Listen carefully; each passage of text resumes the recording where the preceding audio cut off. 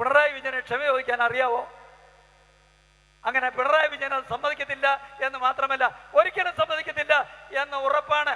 അദ്ദേഹം തുടർ ഭരണം വേണം എന്നൊക്കെ പറയുന്നതിനകത്ത് ഒരു സ്പെല്ലിംഗ് മിസ്റ്റേക്ക് ഉണ്ട് എന്ന് നമുക്കറിയാം. തുടർ ഭരണം എന്ന് പറഞ്ഞാൽ അദ്ദേഹത്തിന് അറിയാമോ? എന്തിനാ തുടർ ഭരണം? ചെയ്ത കാര്യങ്ങൾ വീണ്ടും ചെയ്യാനല്ലേ? അങ്ങനെയാണെങ്കിൽ ഇതാ നമ്മുടെ സഹോദരിമാർ ഒരുപാട് പേരുണ്ടല്ലോ, അവരുടെയൊക്കെ കയ്യിൽ അല്പ സ്വർണ്ണമൊക്കെ, എന്ത് പാടുപെട്ട അല്പ സ്വർണം കിട്ടുന്നത്. പക്ഷേ പിണറായി വിജയന് ഇതൊരു പ്രശ്നമേ അല്ല. സ്വർണ്ണക്കടത്തല്ലേ നടത്തിക്കൊണ്ടിരുന്നത്? ഇനി തുടർ ഭരണം കിട്ടിയാൽ വീണ്ടും സ്വർണ്ണക്കടത്താണോ അതോ ഡയമണ്ട് കടത്താണോ അദ്ദേഹം ഉദ്ദേശിക്കുന്നത് എന്ന് നമുക്കറിയത്തില്ല. അല്ലാതെ ജനങ്ങൾക്ക് വലിയ പ്രയോജനമൊന്നുമില്ല. അതുകൊണ്ട് നമ്മുടെ സ്ഥാനാർത്ഥി കൈപ്പത്തി അടയാളത്തിൽ മത്സരിക്കുന്ന സനീഷ് കുമാറിനെ വൻപിച്ച ഭൂരിപക്ഷത്തോടെ വിജയിപ്പിക്കണം എന്ന് ഞാൻ അഭ്യർത്ഥിക്കുകയാണ്. വരും ദിവസങ്ങളിൽ നിങ്ങളുടെ പ്രവർത്തനങ്ങൾ ഏതാനും ദിവസങ്ങൾ മാത്രമേ ഉള്ളൂ. ആ ദിവസങ്ങൾ പ്രിയങ്ക ഗാന്ധി വരെ വന്ന് പറയുന്ന കാര്യങ്ങൾ ഒന്ന് എത്തിച്ചു കൊടുത്താൽ മാത്രം മതി. എത്തിച്ചു കൊടുത്തുകൊണ്ട് നിങ്ങൾ ഇരിക്കുകയാണ്.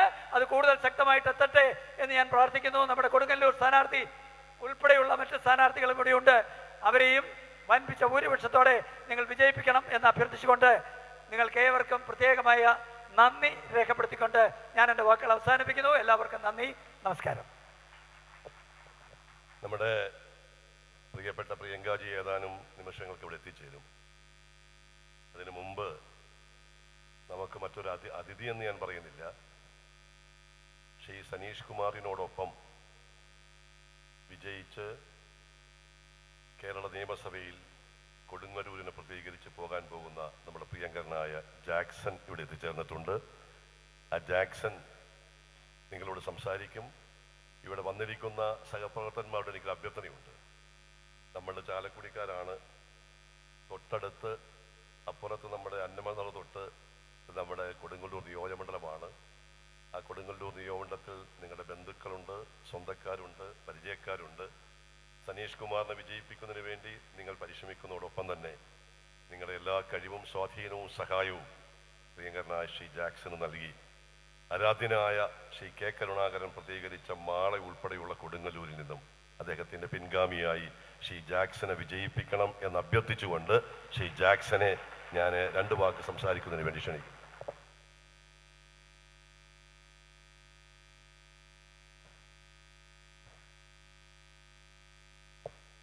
വേദിയിലെ ബഹുമാന്യരായ ഗുരുക്കന്മാരെ, നേതാക്കന്മാരെ, സഹപ്രവർത്തകരെ, ജനാധിപത്യ വിശ്വാസികളായ സഹോദരി സഹോദരന്മാരെ, എന്നെ നിങ്ങളുടെ പ്രിയപ്പെട്ട MP പരിചയപ്പെടുത്തി കൊടുങ്ങല്ലൂർ നിയോജകമണ്ഡലത്തിൽ ജനവിശ്വാസം തേടുന്നതിന് ഐക്യ ജനാധിപത്യ മുന്നണി നിയോഗിച്ച ഇന്ത്യൻ നാഷണൽ കോൺഗ്രസിൻ്റെ സ്ഥാനാർത്ഥിയാണ് MP ജാക്സൺ.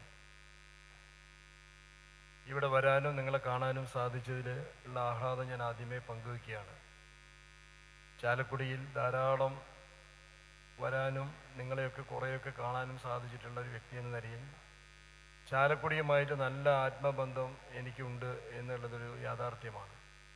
കൊടുങ്ങല്ലൂർ നിങ്ങളുടെ അതിർത്തി നിയോജകമണ്ഡലമാണ്. നിങ്ങൾക്ക് ധാരാളം ബന്ധങ്ങൾ അവിടെ ഉണ്ടാവും. ശ്രീ ബെന്നിച്ചേട്ടൻ ഇവിടെ സൂചിപ്പിച്ചുവെങ്കിലും നിങ്ങളുടെ എല്ലാ ബന്ധങ്ങളും, സ്നേഹബന്ധങ്ങളും, കഴിവുകളും എല്ലാം എൻ്റെ വിജയത്തിനു വേണ്ടി കൊടുങ്ങല്ലൂർ നിയോജകമണ്ഡലത്തിൽ വിനിയോഗിക്കണം എന്ന് വിനയപൂർവ്വം ഞാൻ അപേക്ഷിക്കുകയാണ്. ഞാൻ ഈ കഴിഞ്ഞ 15 ദിവസമായി കൊടുങ്ങല്ലൂർ നിയോജകമണ്ഡലത്തിൻ്റെ മുക്കിലും മൂലയിലും സ്ഥാനാർത്ഥി എന്ന നിലയിൽ പ്രചരണത്തിന് പോയി. ഇപ്പോൾ നമ്മുടെ നാട്ടിൽ ചർച്ച ചെയ്യുന്ന വിഷയം കിറ്റും സാമൂഹ്യ സുരക്ഷാ പെൻഷൻ വർദ്ധിപ്പിക്കലും ചെയ്താൽ LDFന് തുടർ ഭരണം ഉറപ്പാണ് എന്നാണ് നമ്മുടെ നാട്ടിൽ പ്രചരിപ്പിക്കുന്ന ഏറ്റവും വലിയ പ്രചാരണം. ഞാൻ കൊടുങ്ങല്ലൂരിലെ 6 പഞ്ചായത്തുകളിലും കൊടുങ്ങല്ലൂർ നഗരസഭാ പ്രദേശത്ത് പോയപ്പോഴാണ് ആ നിയോജകമണ്ഡലത്തിലെ ജനങ്ങൾ ഇന്ന് അനുഭവിക്കുന്ന ബുദ്ധിമുട്ടുകൾ, അവരുടെ കഷ്ടപ്പാടുകൾ, അവരുടെ വേദനകൾ കാണാനും മനസ്സിലാക്കാനും എനിക്ക് സാധിച്ചത്. ജനങ്ങൾ നമ്മളോട് 100 കണക്കിന് പരാതി പറയുകയാണ്. LDF നേതാക്കന്മാർ ധാരണ കിറ്റും സാമൂഹ്യ സുരക്ഷാ പെൻഷനും കൊടുത്താൽ അതൊക്കെ മറികടക്കാമെന്നാണ്. ധാരാളം പരാതികളാണ് ജനങ്ങൾ നമ്മളോട് ഉന്നയിക്കുന്നത്. കുടിവെള്ളം ലഭിക്കാതെ 20ഉം 15ഉം 20ഉം 25 ദിവസം വരെ കുടിവെള്ളം ലഭിക്കുന്നില്ല. ആ പ്രദേശം നിങ്ങൾക്കറിയാം. ഉപ്പുവെള്ളത്താൽ ചുറ്റപ്പെട്ട ഒരു പ്രദേശമാണ് കൊടുങ്ങല്ലൂർ നിയോജകമണ്ഡലത്തിൻ്റെ ഭൂരിപക്ഷം പ്രദേശങ്ങളും. അതിൻ്റെ ഓരുവെള്ളം കയറുന്നതിൻ്റെ ബുദ്ധിമുട്ട് അനുഭവിക്കുന്ന ആളുകൾ, പ്രളയം കഴിഞ്ഞ് 3 വർഷം കഴിഞ്ഞിട്ടും ആനുകൂല്യം കിട്ടാത്ത ആളുകൾ, നാട് മുഴുവൻ പട്ടയമേളകളെ കുറിച്ച് പ്രഖ്യാപിക്കുമ്പോൾ തങ്ങൾക്ക് അർഹതപ്പെട്ട പട്ടയം കിട്ടാത്ത ആളുകളുടെ പരാതികൾ, ശ്രീ പ്രതാപൻ കൊടുങ്ങല്ലൂരിൻ്റെ MLA ആയിരിക്കുമ്പോൾ തുടങ്ങി വെച്ച വികസന പദ്ധതികൾ പൂർത്തിയാക്കാത്തതിനെക്കുറിച്ച് പരാതികൾ. ഞാൻ മനസ്സിലാക്കാൻ സാധിച്ചത് കേരളത്തിലെ ജനങ്ങൾ പൊതുവെ അസംതൃപ്തരാണ്. ഈ ഗവൺമെൻറ്റിൻ്റെ കൊള്ളരുതായ്മകളും ഈ ഗവൺമെൻറ് ചെയ്ത കൊള്ളകളും നിയമന തട്ടിപ്പും PSC നിയമനവും പിൻവാതിൽ നിയമനവും ഒക്കെ അവിടെ നിൽക്കട്ടെ. ജനങ്ങളുടെ ദൈനംദിന ആവശ്യങ്ങൾ നിർവഹിക്കുന്നതിൽ, അടിസ്ഥാന സൗകര്യങ്ങൾ വികസിപ്പിക്കുന്നതിൽ ഈ ഗവൺമെൻറ്റും അതിനെ പ്രതിദാനം ചെയ്യുന്നവരും പരാജയപ്പെട്ടു എന്നാണ് കഴിഞ്ഞ 15 ദിവസം കൊണ്ട് എനിക്ക് മനസ്സിലാക്കാൻ സാധിച്ചത്. ചാലക്കുടിയിലും ചാലക്കുടി മേഖലകളിലൊക്കെ അങ്ങനെ തന്നെയാകും എന്ന് ഞാൻ പ്രതീക്ഷിക്കുകയാണ്. അതുകൊണ്ട് ഈ തെരഞ്ഞെടുപ്പ് നമുക്ക് ആത്മവിശ്വാസം തരുന്ന ഒരു തെരഞ്ഞെടുപ്പാണ്. ജനങ്ങൾ അങ്ങനെ ഒരു ഐക്യ ജനാധിപത്യ മുന്നണിക്ക് എതിരായി ചിന്തിക്കുന്ന ഒരു തെരഞ്ഞെടുപ്പിൻ്റെ സാഹചര്യമല്ല ഇന്ന് നമ്മൾ അഭിമുഖീകരിക്കുന്നത് എന്ന് പറയാൻ വേണ്ടി ഞാൻ സൂചിപ്പിച്ചതാണ്. ഞാൻ തെരഞ്ഞെടുപ്പിൽ അവിടെ രാഷ്ട്രീയം ചർച്ച ചെയ്യുന്നില്ല. ജനങ്ങളുമായിട്ട് ആശയവിനിമയം നടത്തിയപ്പോൾ അവരുടെ പരാതികൾ മാത്രം കേൾക്കാൻ അവസരം വന്നപ്പോൾ ഞാൻ അവിടെ രാഷ്ട്രീയം ചർച്ചയിൽ അവസാനിപ്പിച്ചു. ഞാൻ കഴിഞ്ഞ 10 ദിവസമായി കൊടുങ്ങല്ലൂരിൽ വികസനം ചർച്ച ചെയ്യുകയാണ്. നാടിനും നാട്ടുകാർക്കും ഗുണമുള്ളത് വികസനമാണ്. എങ്ങനെ കൊടുങ്ങല്ലൂരിൽ വികസനം കൊണ്ടുവരാം, അടിസ്ഥാന സൗകര്യങ്ങൾ എങ്ങനെ വികസിപ്പിച്ചു കൊണ്ടുവരാം, അവിടെ തകർന്നു കിടക്കുന്ന റോഡുകൾ, പ്രളയത്തിൽ നഷ്ടപ്പെട്ട റോഡുകൾ പോലും ഇതുവരെ പുനരുദ്ധരിച്ചിട്ടില്ല. 100 കണക്കിന് വീടുകൾ നഷ്ടപ്പെട്ട ആളുകൾ വീട് നിർമ്മിച്ചു കിട്ടാത്ത ബുദ്ധിമുട്ട് അനുഭവിക്കുന്നു. വ്യാപാര സ്ഥാപനങ്ങൾ അടച്ചുപൂട്ടിയതിൻ്റെ ഭാഗമായി ആ ബുദ്ധിമുട്ട് അവരനുഭവിക്കുന്നു. അവിടെ ജനങ്ങൾ പറയുന്നത് പ്രളയമുണ്ടാക്കിയത് ഗവൺമെൻറ്റാണ്, എന്നിട്ട് ഞങ്ങൾക്ക് കിറ്റ് തന്നാൽ അതിന് പകരമാകുമോ എന്നവർ ചോദിക്കുകയാണ്. പ്രളയമുണ്ടാക്കിയ ഗവൺമെൻറ് അതിന് ബദലായി ഞങ്ങൾക്ക് കിറ്റ് തന്നതുകൊണ്ട് ഞങ്ങളുടെ പ്രശ്നങ്ങൾ തീരുമോ എന്ന് ചോദിക്കുന്ന ഒരു സ്ഥിതിയിലാണ് കൊടുങ്ങല്ലൂരിലെ ജനങ്ങൾ എനിക്ക് കാണാൻ സാധിച്ചത്. ഞാൻ ദീർഘിച്ച് സംസാരിക്കുന്നില്ല. ആരാധ്യയായ പ്രിയങ്ക ഗാന്ധി എത്താൻ ഏകദേശം സമയമായിട്ടുണ്ട്. ഞാൻ മത്സരിക്കാൻ എൻ്റെ പാർട്ടി നിയോഗിച്ചത് ബഹുമാന്യനായ ലീഡറുടെ പിൻഗാമിയായി കൊടുങ്ങല്ലൂർ പഴയ മാളയുടെ ഭാഗമായിട്ടുള്ള കൊടുങ്ങല്ലൂർ നിയോജകമണ്ഡലത്തിലാണ്. നിങ്ങൾക്ക് ഓർമ്മയുണ്ടാവും, ബഹുമാന്യനായ ലീഡർ അന്ന് മുകുന്ദപുരം പാർലമെൻറ്റിലേക്ക് മത്സരിക്കുമ്പോൾ അദ്ദേഹത്തിൻ്റെ തെരഞ്ഞെടുപ്പ് കമ്മിറ്റിയുടെ പാർലമെൻറ്റ് കമ്മിറ്റി ജനറൽ കൺവീനറായി പ്രവർത്തിച്ച അനുഭവം എനിക്കുണ്ട്. ലീഡറൊപ്പം ഈ പാർലമെൻറ്റ് നിയോജകമണ്ഡലങ്ങളുടെ എല്ലാ മുക്കിലും മൂലയിലും പോയി അദ്ദേഹത്തിൻ്റെ സ്നേഹവായ്പ അനുഭവിക്കാനും അദ്ദേഹത്തിൻ്റെ സ്നേഹവായ്പ എന്തായിരുന്നു എന്ന് ജനങ്ങൾ വിലയിരുത്തുന്നത് ഇപ്പോഴാണ് എനിക്ക് മനസ്സിലായത്. 1965 മുതൽ ദീർഘകാലം മാളയെ പ്രതിനിധീകരിച്ച ലീഡറുടെ ആ സ്മരണ ഇന്നും മാളയുടെ മണ്ണിൽ നിറഞ്ഞു നിൽക്കുക. അന്ന് അദ്ദേഹം ആ നിയോജകമണ്ഡലത്തിനോട് കാണിച്ച അഭിനിവേശം, വികസന കാര്യങ്ങളിലായാലും ജനങ്ങൾക്ക് ക്ഷേമം ഉറപ്പാക്കാൻ തൊഴിൽ നൽകുന്ന കാര്യത്തിലായാലും ഒക്കെ അദ്ദേഹം കാണിച്ച അഭിനിവേശം, അത് ഇന്ന് ജനങ്ങൾ വളരെ നല്ല നിലയിൽ നമ്മളോട് പറയുകയാണ്. അപ്പോൾ ആ ലീഡറുടെ പിൻഗാമിയാകാൻ എനിക്ക് ഒരു അവസരം അവിടെ ഉണ്ടാക്കി തരണം എന്ന് ഞാൻ വിനയപൂർവ്വം കൂടെ അപേക്ഷിക്കുകയാണ്. ഞാൻ അവിടെ ജനങ്ങളോട് പറയുന്നുണ്ട്, എനിക്കൊരു അവസരം തന്നാൽ നിങ്ങൾ നിരാശപ്പെടേണ്ടി വരില്ല. 4 പതിറ്റാണ്ടിലേറെയായി വികസന രംഗത്തും പൊതുപ്രവർത്തന രംഗത്തും ഭരണരംഗത്തും പ്രവർത്തിച്ച വലിയ അനുഭവ സമ്പത്തുള്ള ഒരു പൊതുപ്രവർത്തകനാണ് ഞാൻ. ദീർഘകാലം പൈലപ്പനെ പോലെ മുനിസിപ്പൽ ചെയർമാനായിരുന്ന് ഏറ്റെടുത്ത് നടത്തുന്ന വികസന പദ്ധതികൾ സമയബന്ധിതമായി അഴിമതിരഹിതമായി പൂർത്തീകരിച്ച അനുഭവ സമ്പത്ത് എനിക്കുണ്ട്. 2 വലിയ സഹകരണ പ്രസ്ഥാനങ്ങൾ, ഇരിങ്ങാലക്കുട ടൗൺ കോഓപ്പറേറ്റീവ് ബാങ്ക് ജില്ല മുഴുവൻ വ്യാപിച്ചു കിടക്കുന്ന അർബൻ കോഓപ്പറേറ്റീവ് ബാങ്കാണ്. അതിൻ്റെ സാരഥ്യം കഴിഞ്ഞ് 33 വർഷമായി നിർവഹിച്ചുകൊണ്ടിരിക്കുന്നതിൻ്റെ അനുഭവ സമ്പത്ത് എനിക്കുണ്ട്. ഇരിങ്ങാലക്കുട സഹകരണ ആശുപത്രി ഇന്ന് ഈ ജില്ലയിൽ ദാരിദ്ര്യരേഖയ്ക്ക് താഴെയുള്ള മുഴുവൻ ആളുകൾക്കും RSBY കാർഡുണ്ടെങ്കിൽ സൗജന്യമായി ചികിത്സ നൽകുന്ന ഏക ആശുപത്രി അതാണ്.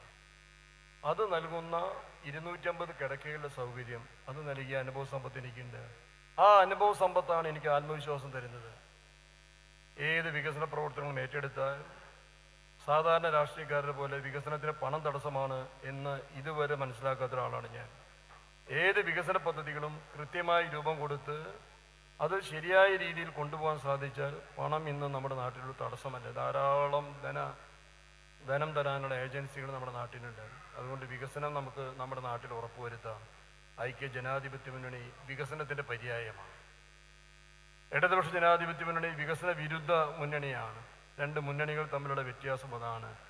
NDAയുടെ പ്രസക്തി നമുക്കറിയാം.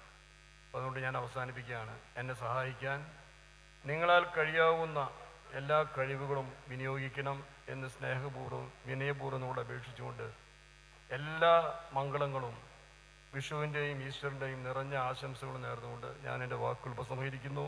നന്ദി, നമസ്കാരം. നമ്മുടെ അതിരപ്പള്ളി പെരിങ്ങിൽ കൊത്ത് മലക്കപ്പാറ എന്നുള്ള ആദിവാസി കാടിൻ്റെ മക്കൾ ഇവിടെ എത്തിയിട്ടുണ്ട്. അവരെ ഞാൻ പ്രത്യേകം സ്വാഗതം ചെയ്യാണ്. ബഹുമാനപ്പെട്ട പ്രിയങ്ക ഗാന്ധിക്ക് തേൻ കുംഭം മുളയിൽ തേനുമായാണ് അവർ വന്നേക്കണത്. ഇനി അവർക്ക് എല്ലാവിധ എന്താ പറയുക, ഈ ഇലക്ഷൻ കമ്മിറ്റിക്ക് വേണ്ടിയുള്ള എല്ലാവിധ കൃതജ്ഞതയും ഞാൻ അർപ്പിക്കുകയാണ്. നമ്മുടെ ബഹുമാനപ്പെട്ട ചാലക്കുടിയുടെ ഇന്നിവിടെ ബഹുമാനപ്പെട്ട പ്രിയങ്ക ഗാന്ധി ഇവിടെ വരുന്നതിന് കാരണമായത് തന്നെ ബഹുമാനപ്പെട്ട MP ശ്രീ ബെന്നി ബെഹനാൻ്റെ ഇടപെടലാണ്. അതിനുവേണ്ടി മറ്റ് MP മാരോടും ജില്ലാ പ്രസിഡന്റിനോടൊക്കെ ഒപ്പം ഏറ്റവും കൂടുതൽ മുൻനിരയിൽ നിന്ന് ഉറപ്പ് തന്ന് നമുക്ക് പ്രിയങ്ക ഗാന്ധിനോട് എത്തിച്ചു തരാനുള്ള നടപടി സ്വീകരിച്ചത് ബെന്നിച്ചേട്ടനാണ്. ബെന്നിച്ചേട്ടൻ നമ്മളോട് അഭിസംബോധന ചെയ്ത് സംസാരിക്കും.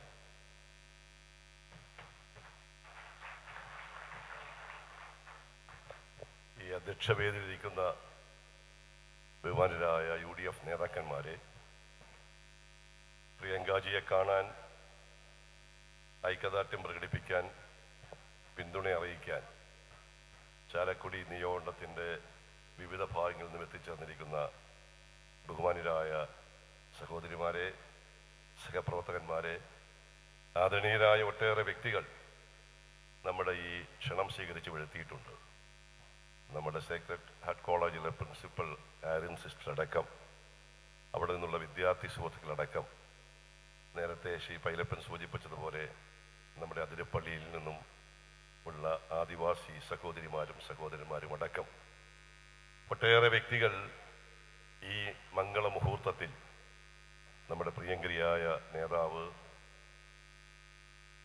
ശ്രീമതി പ്രിയങ്ക ഗാന്ധിയെ കാണാൻ ഇവിടെ എത്തിച്ചേർന്നിട്ടുണ്ട്.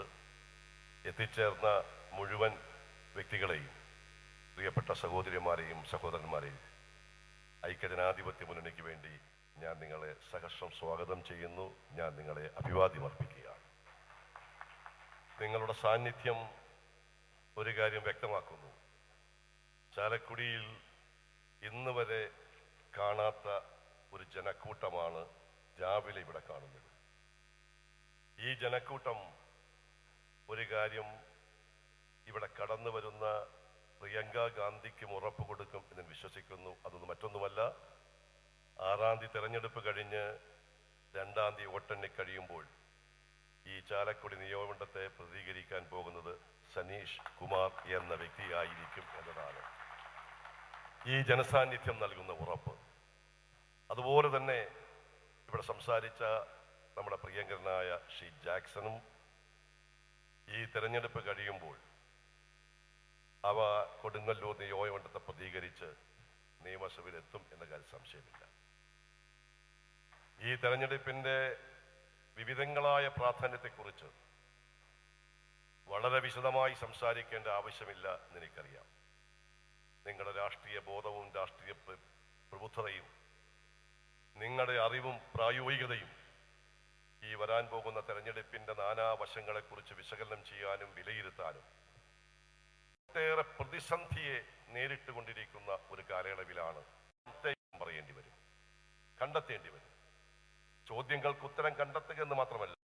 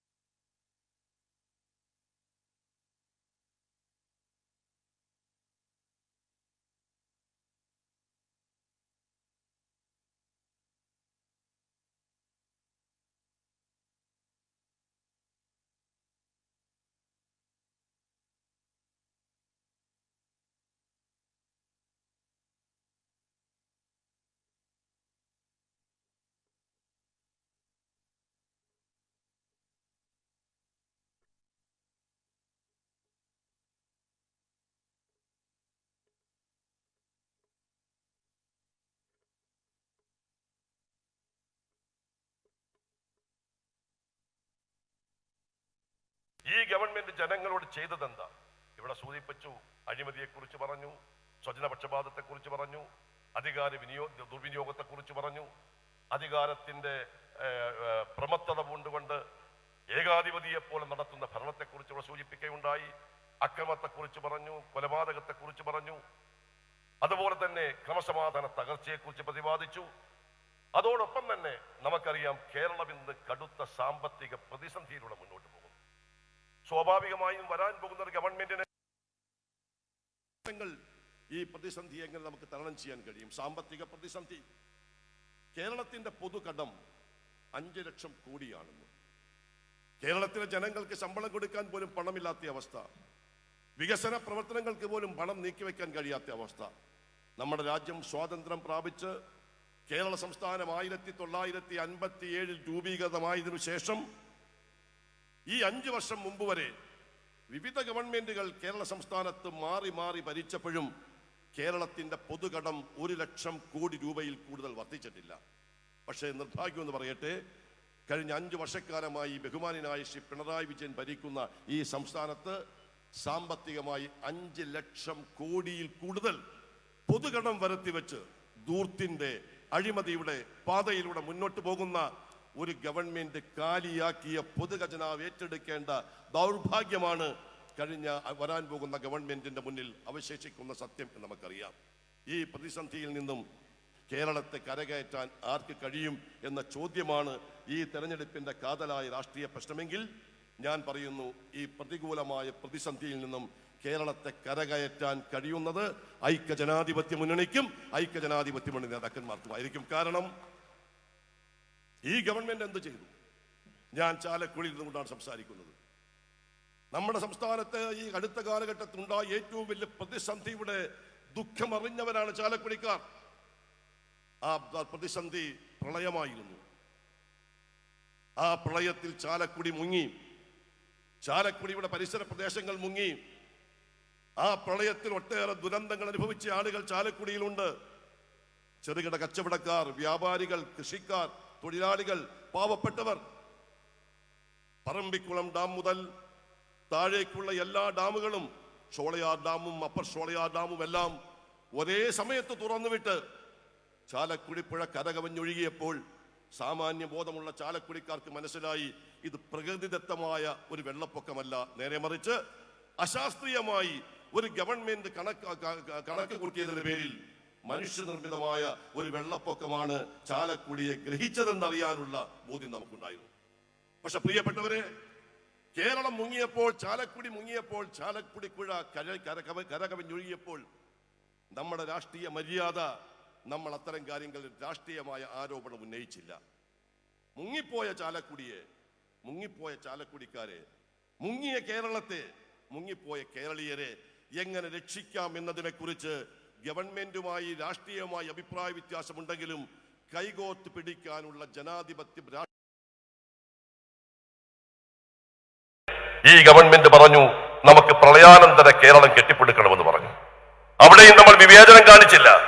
പ്രളയാനന്തര കേരളം കെട്ടിപ്പടുക്കാൻ, നവകേരളം നിർമ്മിക്കുന്നതിന് വേണ്ടി ബഹുമാനപ്പെട്ട മുഖ്യമന്ത്രിയും ഗവൺമെന്റും പണം ആവശ്യപ്പെട്ടപ്പോൾ മുഖ്യമന്ത്രിയുടെ ദുരിതാശ്വാസ നിധിയിലേക്ക് വരുമാനം നോക്കാതെ പണം അയച്ചു കൊടുക്കാനുള്ള സാമാന്യമായ സൗഹാർദ്ദം കാണിച്ചവരാണ് ഈ ചാലക്കുടിക്കാർ എന്ന് എനിക്കറിയാം. ജോലി ഉള്ളവൻ, ജോലി ഇല്ലാത്തവൻ, ചെറുകിട കച്ചവടക്കാർ, കൃഷി നഷ്ടപ്പെട്ടവരെല്ലാം തന്റെ മിച്ചം വന്ന വരുമാനം മുഖ്യമന്ത്രിയുടെ ദുരിതാശ്വാസ നിധിയിലേക്ക്, പ്രളയ ദുരിതാശ്വാസ നിധിയിലേക്ക് എത്തിച്ചു കൊടുത്തു. നവകേരളത്തെ സൃഷ്ടിക്കുന്നതിന് വേണ്ടി ഗവൺമെന്റ് തീരുമാനിച്ചു പ്രളയ സെസ്സപ്പെടുത്തണം. ഒരു അമിത ഭാരം അടിച്ചേൽപ്പിക്കാൻ ഗവൺമെന്റ് തീരുമാനിച്ചപ്പോഴും രാഷ്ട്രീയ പ്രബുദ്ധതയുള്ള കേരളത്തിലെ ജനങ്ങൾ വൈമനസ്യം കാണിച്ചില്ല. ആ പ്രളയത്തിന്റെ ദുരന്തം പേറുന്നവരെ രക്ഷിക്കുന്നതിന് വേണ്ടി ഒരു സെസ്സപ്പെടുത്തിയാൽ അതുമായി സഹകരിക്കാനുള്ള സാമാന്യ ബുദ്ധി കാണിക്കാൻ കേരളത്തിലെ ജനങ്ങൾ തയ്യാറായി. ചോദ്യം അതല്ല. ഈ പ്രളയാനന്തര കേരളം കെട്ടിപ്പടുക്കുന്നതിന് വേണ്ടി ശ്രീ പിണറായി ചോദിച്ചു. പലപ്പോഴും ഞങ്ങൾ കണക്ക് ചോദിച്ചു, കണക്ക് പറഞ്ഞില്ല. പക്ഷെ ഈ അടുത്ത ദിവസം, 3 ദിവസം മുമ്പ് മാധ്യമ പ്രവർത്തകർ ഇവിടെ ഇരിക്കുന്നു, മാധ്യമ പ്രവർത്തകർ നിൽക്കുന്നു. ഈ 3 ദിവസം മുമ്പ് പ്രളയാനന്തര കേരളം കെട്ടിപ്പടുക്കുന്നതിന് വേണ്ടി പ്രളയ സെസ് പിരിച്ചതിന്റെയും പ്രളയ സെസ് ചെലവാക്കിയതിൻ്റെയും കണക്ക് വന്നു. പ്രളയ സെസ് പിരിച്ചത് 12,000 കോടി. 12,000 കോടി പ്രളയ സെസ് പിരിച്ചപ്പോൾ പ്രളയ സെസ് ചെലവഴിച്ചത് വ്യത്യസ്ത വകുപ്പുകളിൽ കേവലം 200 കോടി. 12,000 കോടി പിരിച്ച ഒരു ഗവൺമെന്റ് നവകേരളം കെട്ടിപ്പടുക്കുന്നതിന് വേണ്ടി ചെലവഴിച്ചു എന്ന് പറയുന്നത് 250 കോടി. മുഖ്യമന്ത്രിയുടെ ദുരിതാശ്വാസ നിധിയിലേക്ക് പിഞ്ചു കുട്ടികൾ പോലും വിഷുവിനും ഓണത്തിനും പെരുന്നാളിനും അവർക്ക് ലഭിച്ച നാണയത്തുട്ടുകൾ സൂക്ഷിച്ചിരുന്ന കാശിക്കുടുക്ക തല്ലിപ്പൊട്ടിച്ച് മുഖ്യമന്ത്രിയുടെ ദുരിതാശ്വാസ നിധിയിലേക്ക് പണം എത്തിച്ച കോടിക്കണക്കിന് രൂപയുടെ വരുമാനം ലഭിച്ച മുഖ്യമന്ത്രിയുടെ ദുരിതാശ്വാസ നിധിയിൽ നിന്നും ഈ കേരളത്തിലെ പ്രളയം മൂലം കഷ്ടപ്പാട് അനുഭവിച്ച ചാലക്കുടിയിലെ കർഷകന്, ചാലക്കുടിയിലെ ചെറുകിട വ്യാപാരിക്ക്, ചാലക്കുടിയിലെ സാധാരണക്കാർക്ക് എന്ത് നീക്കിവെക്കാൻ ഇവർ തയ്യാറായി? നീക്കിവെച്ചില്ല എന്ന് മാത്രമല്ല, നമ്മളെ വേദനിപ്പിക്കുന്ന വാർത്ത നമ്മൾ കേട്ടത് പ്രളയ ഫണ്ട് മോഷ്ടിച്ചു. ആര്? മാർക്സിസ്റ്റ് പാർട്ടിയുടെ നേതാക്കന്മാർ. ആ മാർക്സിസ്റ്റ് പാർട്ടിയുടെ നേതാക്കന്മാർ പ്രളയ ഫണ്ട് മോഷ്ടിച്ചവരാണെന്ന് പറയുന്നു. കോവിഡ് വന്നു. എന്റെ ബഹുമാന്യ സ്നേഹിതൻ കേരളത്തിന്റെ മുഖ്യമന്ത്രി ശ്രീ പിണറായി വിജയൻ എല്ലാ ദിവസവും വൈകുന്നേരങ്ങളിൽ അദ്ദേഹം മാധ്യമങ്ങളെ കാണും. കോവിഡിന്റെ കണക്ക് പറയും. മാതൃകയാണ് കേരള സംസ്ഥാനം എന്ന് പറയും. കേരളത്തിന്റെ മാതൃകാപരമായ പ്രവർത്തനത്തെക്കുറിച്ച് അന്നും നമുക്ക് വ്യത്യസ്ത അഭിപ്രായം ഉണ്ടായിരുന്നുവെങ്കിലും ഞാൻ ഒരിക്കൽ കൂടി പറയുന്നു, ഒരു മഹാമാരി മാനവരാശിയെ കീഴടക്കാൻ ശ്രമിക്കുമ്പോൾ അവിടെ രാഷ്ട്രീയം പറയുക എന്ന അവിവേകമല്ല നമ്മുടെ സംസ്കാരം എന്നതുകൊണ്ട് നമ്മളാരും അവിടെ വ്യത്യസ്തമായ അഭിപ്രായം പറയാൻ വന്നില്ല. അദ്ദേഹം പറഞ്ഞു മാതൃകയാണെന്ന് പറഞ്ഞു. ആ കോവിഡ് മൂലം മരിച്ചുപോയവരുണ്ട്, കോവിഡ് മൂലം ധനനഷ്ടം സംഭവിച്ചവരുണ്ട്, കോവിഡ് മൂലം സാമ്പത്തിക നഷ്ടം സംഭവിച്ചവരുണ്ട്, കോവിഡ് മൂലം തൊഴിൽ നഷ്ടം സംഭവിച്ചവരുണ്ട്. കോവിഡിന്റെ മുന്നണി പോരാളികളായി പ്രവർത്തിച്ച പോലീസുകാരടക്കം അതുപോലെ തന്നെ നഴ്സുമാരടക്കമുള്ള ഒട്ടേറെ ആളുകൾക്ക് ആരോഗ്യപരമായ പ്രശ്നങ്ങൾ ഉണ്ടായി. മാതൃകാ സംസ്ഥാനമാണെന്ന് ശ്രീ പിണറായി വിജയൻ പറയുന്നു. ഇന്ന് കണക്കുകൾ പിണറായി വിജയന്റെ അവകാശവാദത്തെ ഛേദിച്ചുകൊണ്ട് മുന്നോട്ട് പോകുന്നു. കാരണം ഇന്ന് ഇന്ത്യ രാജ്യത്ത് ഏറ്റവും കൂടുതൽ കോവിഡ് രോഗികളുള്ള സംസ്ഥാനമായി കേരളം മാറി. ഇന്ത്യ രാജ്യത്ത് ഏറ്റവും കൂടുതൽ കോവിഡ് മരണം സംഭവിക്കുന്ന സംസ്ഥാനമായി മാറി. ഞങ്ങൾ മരണത്തിന്റെ കണക്ക് പറയാൻ ആഗ്രഹിക്കുന്നില്ല, ഞങ്ങൾ രോഗികളുടെ പെരുപ്പം പറയാൻ ആഗ്രഹിക്കുന്നില്ല. പക്ഷെ ഒരു ചോദ്യം അവശേഷിക്കുന്നു. ഈ കോവിഡ് മൂലം സാമ്പത്തിക നഷ്ടം സംഭവിച്ചവർക്ക്, കോവിഡ് മൂലം തൊഴിൽ നഷ്ടം സംഭവിച്ചവർക്ക്, കോവിഡ് മൂലം മരണപ്പെട്ടു പോയ കുടുംബത്തിന് എന്തെങ്കിലും സാമ്പത്തിക സഹായം നൽകാൻ മാതൃകാ സംസ്ഥാനമെന്ന് പറയുന്ന കേരളത്തിന്റെ മുഖ്യമന്ത്രിക്കോ സഹപ്രവർത്തകന്മാർക്കോ സാധിച്ചോ? ഇല്ല. അതുകൊണ്ട് പ്രിയങ്ക ഗാന്ധി കടന്നു വരുന്ന വേദിയിൽ നിന്നുകൊണ്ട് ഞാൻ ഐക്യജനാധിപത്യ മുന്നണിക്ക് വേണ്ടി നിങ്ങൾക്ക് ഉറപ്പ് നൽകുന്നു.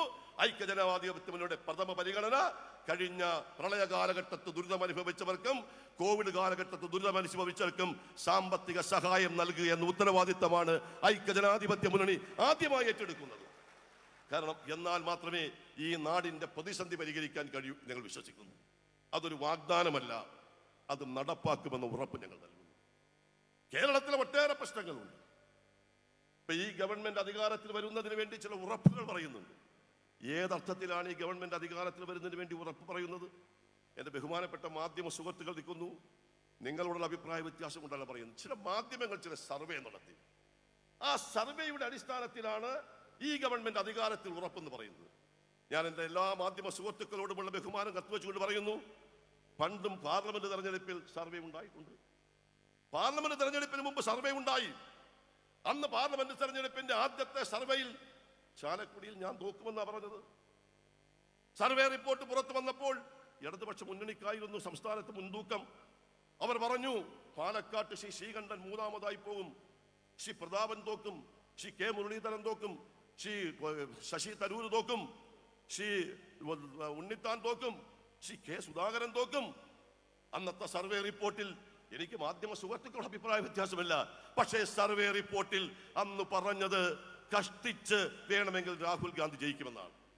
ഞാൻ ചാലക്കുടിക്കാരോട് പറയുന്നു, സർവേ റിപ്പോർട്ട് വന്നപ്പോൾ തോക്കുമെന്ന് പറഞ്ഞ ഞാൻ നിങ്ങളുടെയൊക്കെ സഹകരണത്തോടുകൂടി പ്രാർത്ഥനയോടുകൂടി 1,30,000 വോട്ടിന്റെ ഭൂരിപക്ഷത്തോടുകൂടി ഞാൻ വിജയിച്ചു. തോക്കുമെന്ന് പറഞ്ഞ പ്രതാപൻ വിജയിച്ചു, തോക്കുമെന്ന് പറഞ്ഞ ശശി തരൂർ വിജയിച്ചു, തോക്കുമെന്ന് പറഞ്ഞ കൊടിക്കുന്നിൽ സുരേഷ് വിജയിച്ചു, തോക്കുമെന്ന് പറഞ്ഞ കെ മുരളീധരൻ വിജയിച്ചു. 3ാം സ്ഥാനത്തേക്ക് പോകുമെന്ന് പറഞ്ഞ ശ്രീകണ്ഠൻ 1ാം സ്ഥാനത്തായി മാറി.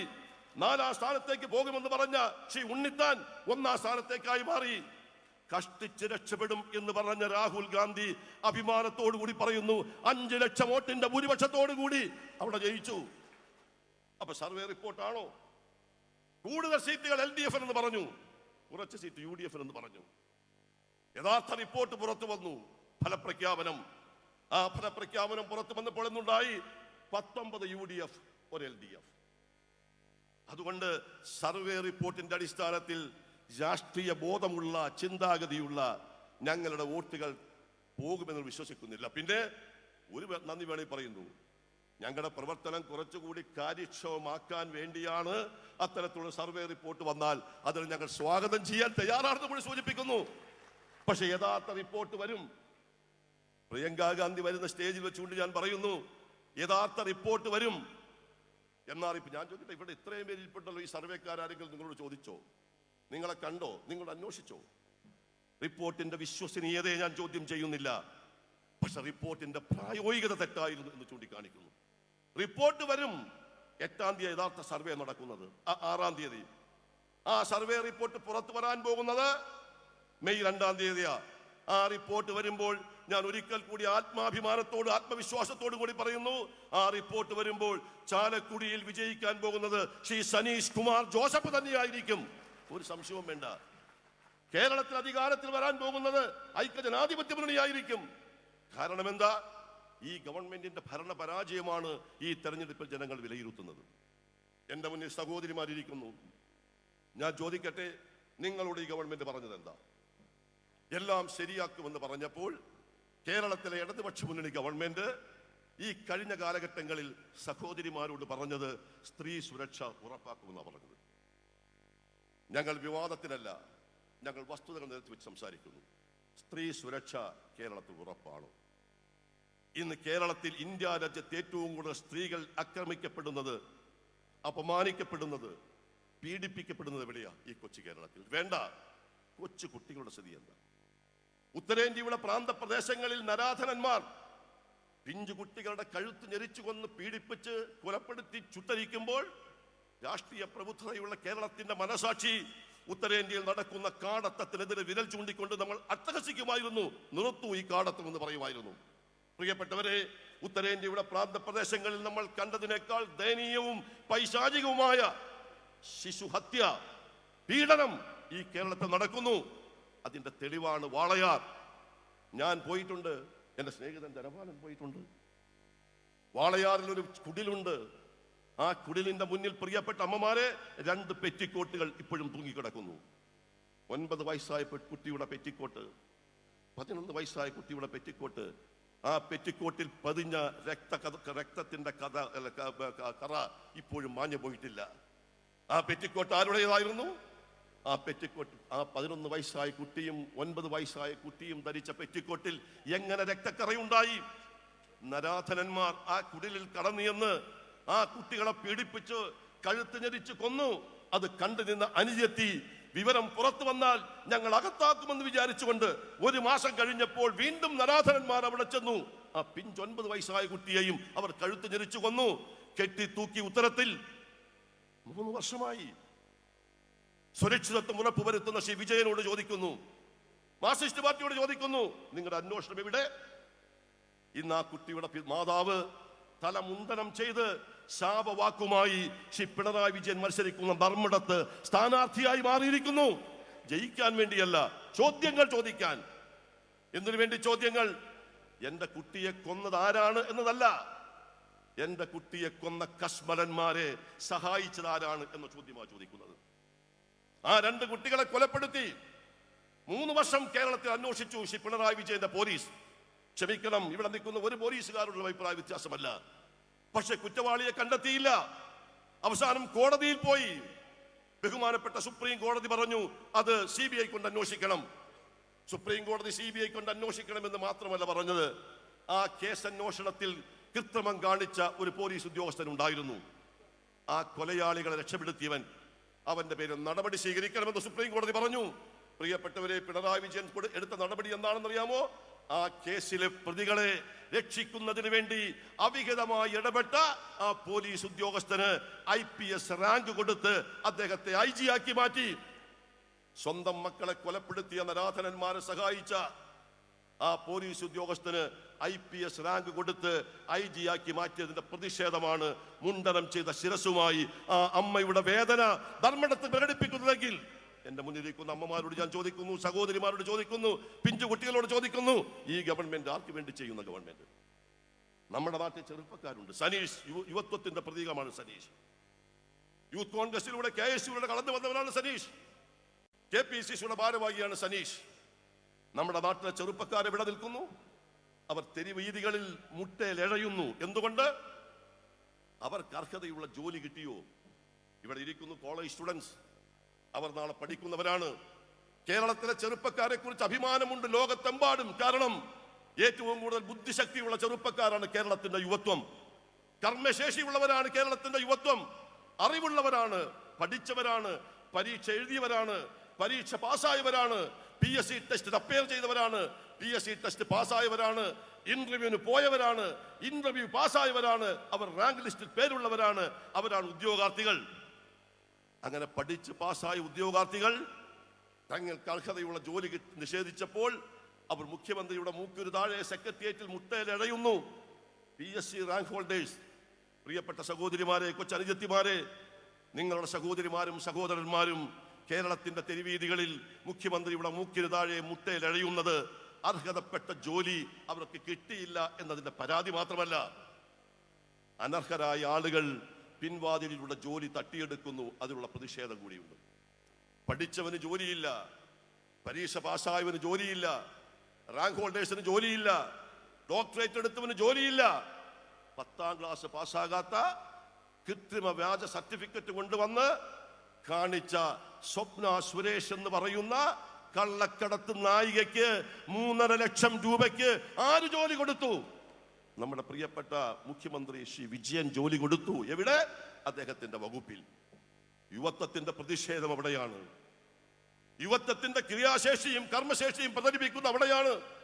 അർഹതപ്പെട്ട ജോലി കിട്ടിയില്ല എന്ന് മാത്രമല്ല, ഈ സംസ്ഥാനത്തെ യുവത്വത്തിന്റെ പേരിൽ അവഹേളിച്ചുകൊണ്ട് പഠിച്ചവൻ തെരുവീതിയിൽ വേഴാമ്പലുകളെ പോലെ കാത്തിരിക്കുമ്പോൾ പഠിക്കാത്തവർ, പരീക്ഷ എഴുതാത്തവർ, റാങ്ക് ലിസ്റ്റിൽ പേര് വരാത്തവൻ, പരീക്ഷാ കടലാസിൽ പ്രേമലേഖനം എഴുതി വെച്ച് പാരമ്പര്യമുള്ളവർ പിൻവാതിലൂടെ മന്ത്രി ബലത്തിന്റെയും നേതാക്കന്മാരുടെ പിൻബലത്തോടും കൂടി അധികാര കസേരയിൽ അധികാരത്തിന്റെ അംശപടി ഉപയോഗിച്ചുകൊണ്ട് അവർക്ക് ജോലി കൊടുക്കുന്ന ഈ അനീതിക്കെതിരെയുള്ള പോരാട്ടമാണ് ഈ കേരളത്തിലെ തെരഞ്ഞെടുപ്പിൽ ചർച്ച ചെയ്യുന്നതെങ്കിൽ ഞാൻ ചാലക്കുടിക്കാരോട് പറയുന്നു, ആരെ നമ്മൾ വിജയിപ്പിക്കണം, ആരെ വിജയിപ്പിക്കണം എന്ന ചോദ്യത്തിൽ നിങ്ങൾക്ക് ഒരേ ഒരു ഉത്തരമുള്ളൂ. അത് ഇവിടെ സനീഷ് കുമാറിനെ, അപ്പുറത്ത് ശ്രീ ജാക്സനെ വിജയിപ്പിക്കണം, ഐക്യജനാധിപത്യം കൊണ്ട് വിജയിപ്പിക്കണം. എത്രയോ സംഭവങ്ങളോട് നമുക്ക് പറയാൻ കഴിയും. എന്നിട്ട് ഇപ്പോൾ തെരഞ്ഞെടുപ്പിൽ ഇറങ്ങിയിരിക്കുന്നു. എന്ത് പറഞ്ഞുകൊണ്ട്? ഞങ്ങൾ ഇവിടെ പെൻഷൻ കൊടുത്തു, ഞങ്ങൾ കിറ്റ് കൊടുത്തു. കൊടുത്ത കിറ്റിന്റെ അഴിമതിയെക്കുറിച്ച് ഞങ്ങൾ പറയണമോ? കൊടുത്ത പെൻഷന്റെ സത്യാവസ്ഥ ഞങ്ങൾ പറയണമോ? ഇവിടെ പെൻഷന് വേണ്ടി വാദിക്കുന്നവരുണ്ട്. ഞാൻ ഒരു കാര്യം പറയുന്നു ചാലക്കുടിക്കാരോട്, ആവർത്തനമെന്ന് വിശേഷിക്കരുത്.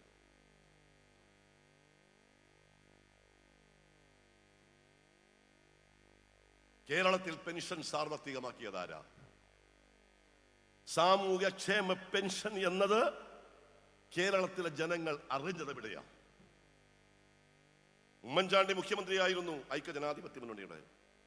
ഉമ്മൻചാണ്ടിക്ക് ഒരു മുഖ്യമന്ത്രി ഉണ്ടായിരുന്നു, ബഹുമാനായ ശ്രീ അച്യുതാനന്ദൻ. അച്യുതാനന്ദനെ പറ്റി ഒട്ടേറെ വാർത്തകൾ ഇപ്പോൾ വരുന്നുണ്ട്. ചാലക്കുടിയിലെ പഴയകാല കമ്മ്യൂണിസ്റ്റ് പാർട്ടി സഖാക്കൾ ആരെങ്കിലും ഈ യോഗത്തിന് പരിസരത്തുണ്ടെങ്കിൽ ഞാൻ അവരോട് പറയുന്നു, അച്യുതാനന്ദന്റെ മനസാക്ഷി പോലും തുടർ ഭരണം ലഭിക്കാൻ പാടില്ല എന്നതാണ് എന്ന് നിങ്ങൾ ഓർമ്മപ്പെടുത്താൻ ആഗ്രഹിക്കുന്നു. അച്യുതാനന്ദന്റെ ആത്മകഥയുടെ ഓരോ രേഖകൾ, ഓരോ ഏടുകൾ പുറത്തു വരുന്നുണ്ട്. അച്യുതാനന്ദനോട് കമ്മ്യൂണിസ്റ്റ് പാർട്ടി ചെയ്തതും, അച്യുതാനന്ദനോട് കമ്മ്യൂണിസ്റ്റ് പാർട്ടി കാണിച്ചതും, അച്യുതാനന്ദനുണ്ടായ അനുഭവവും ഈ 94-ാം വയസ്സിലും പേന എഴുതി, കടലാസിൽ എഴുതി അദ്ദേഹം പ്രതിഫലിപ്പിക്കുന്നത് മാർക്സിസ്റ്റ് പാർട്ടിയോടുള്ള ചോദ്യങ്ങളല്ല, അവരുടെ മനസ്സിൽ തറയ്ക്കുന്ന അമ്പുകളാണ് ശ്രീ അച്യുതാനന്ദൻ തൊടുത്തു വിടുന്നത് എന്ന കാര്യത്തെ സംശയിക്കേണ്ട. ഞാൻ അതിലേക്ക് കടക്കുന്നില്ല. ആ അച്യുതാനന്ദൻ കേരളത്തിന്റെ മുഖ്യമന്ത്രി ആയിരുന്നപ്പോൾ കേരളത്തിലെ സാമൂഹ്യക്ഷേമ പെൻഷൻ കിട്ടിയവരുടെ എണ്ണം എത്രയാ? 13 ലക്ഷം. ഇന്ന് സാമൂഹ്യക്ഷേമ പെൻഷൻ കിട്ടുന്നവരുടെ എണ്ണം എത്ര? 34 ലക്ഷം. ഈ 13 ലക്ഷത്തിൽ നിന്ന് 34 ലക്ഷമാക്കി ഈ സാമൂഹ്യക്ഷേമ പദ്ധതി പട്ടികയുടെ എണ്ണം വർദ്ധിപ്പിച്ചത് ആരാ? പിണറായി വിജയൻ അല്ല. അഭിമാനത്തോടു കൂടി പറയുന്നു, ശ്രീ ഉമ്മൻചാണ്ടി എന്ന് പറയുന്ന നമ്മുടെ മുഖ്യമന്ത്രിയായിരുന്നു.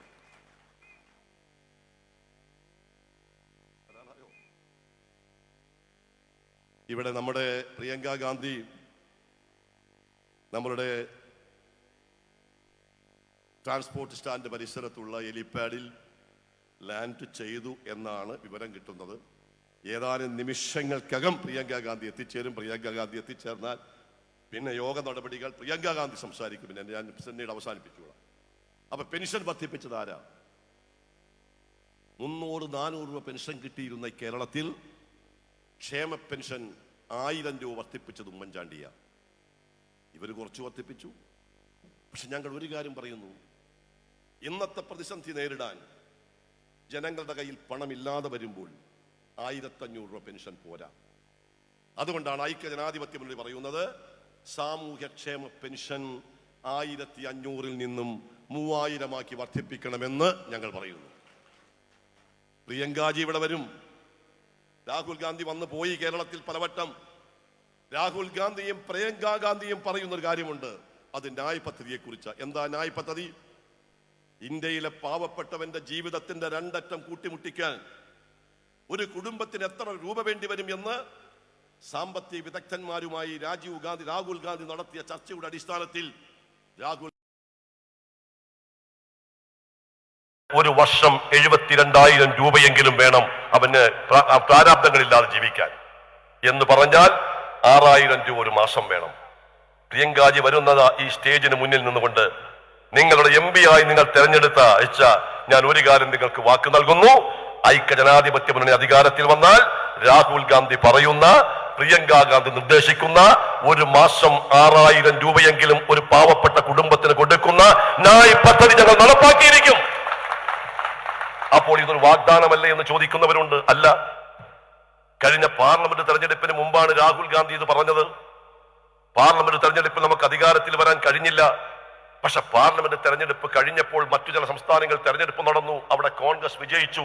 അതൊന്ന് ഛത്തീസ്ഗഡാണ്, ഒന്ന് രാജസ്ഥാനാണ്, ഒന്ന് പഞ്ചാബാണ്. ആ ഛത്തീസ്ഗഡിലെയും രാജസ്ഥാനിലെയും പഞ്ചാബിലെയും മുഖ്യമന്ത്രിമാരോട് രാഹുൽ ഗാന്ധി പറഞ്ഞു, നിങ്ങൾ ന്യായ് പദ്ധതി നടപ്പാക്കണമെന്ന് പറഞ്ഞു. അവർ നടപ്പാക്കി. അതുകൊണ്ട് ഞാൻ പറയുന്നു, ഐക്യജനാധിപത്യ മുന്നണി അധികാരത്തിൽ വന്നാൽ നമ്മുടെ മുഖ്യമന്ത്രിയോടും രാഹുൽ ഗാന്ധി പറയും ന്യായ് പദ്ധതി നടപ്പാക്കണമെന്ന്. അത് ഞങ്ങൾ നടപ്പാക്കിയിരിക്കും. അഭിമാനത്തോടു കൂടി ഞങ്ങൾ പറയുന്നു. വീട്ടമ്മമാരുണ്ട്.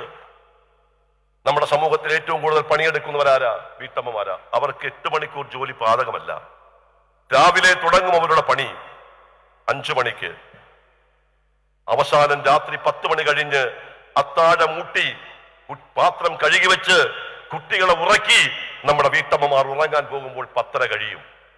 രാവിലെ 5 മണി മുതൽ രാത്രി 10:30 വരെ പണിയെടുക്കുന്ന വീട്ടമ്മമാർക്ക് ഒരു ഇന്റർനാഷണൽ ലേബർ നിയമവും തൊഴിൽ നിയമവും ബാധകമല്ല. പ്രകടന പത്രിക രൂപീകരിക്കാൻ പറഞ്ഞു. ഞാൻ ചാലക്കുടിക്കാരോട് പറയുന്നു, എന്റെ രാഷ്ട്രീയ ജീവിതത്തിൽ എനിക്ക് ഏറ്റവും അംഗീകാരം കിട്ടിയത് UDF-ന്റെ പ്രകടന പത്രിക ഉണ്ടാക്കുന്ന കമ്മിറ്റിയുടെ ചെയർമാനായി എനിക്ക് പ്രവർത്തിക്കാൻ കഴിഞ്ഞു എന്നതാണ്. ഡോക്ടർ ശശി തരൂരിനോടൊപ്പം, മുനീറിനോടൊപ്പം, പ്രേമചന്ദ്രനോടൊപ്പം, CP ജോണിനോടൊപ്പം ഒക്കെ ഞങ്ങൾ ഈ പ്രകടന പത്രിക രൂപീകരിച്ചു. ആ പ്രകടന പത്രിക രൂപീകരിക്കാൻ പോയപ്പോൾ ഐക്യജനാധിപത്യ നേതാക്കന്മാർ പറഞ്ഞു, ശ്രദ്ധിക്കപ്പെടാത്ത ജനവിഭാഗത്തിന് വേണ്ടി നമ്മുടെ പ്രകടന പത്രികയിൽ പറയണം.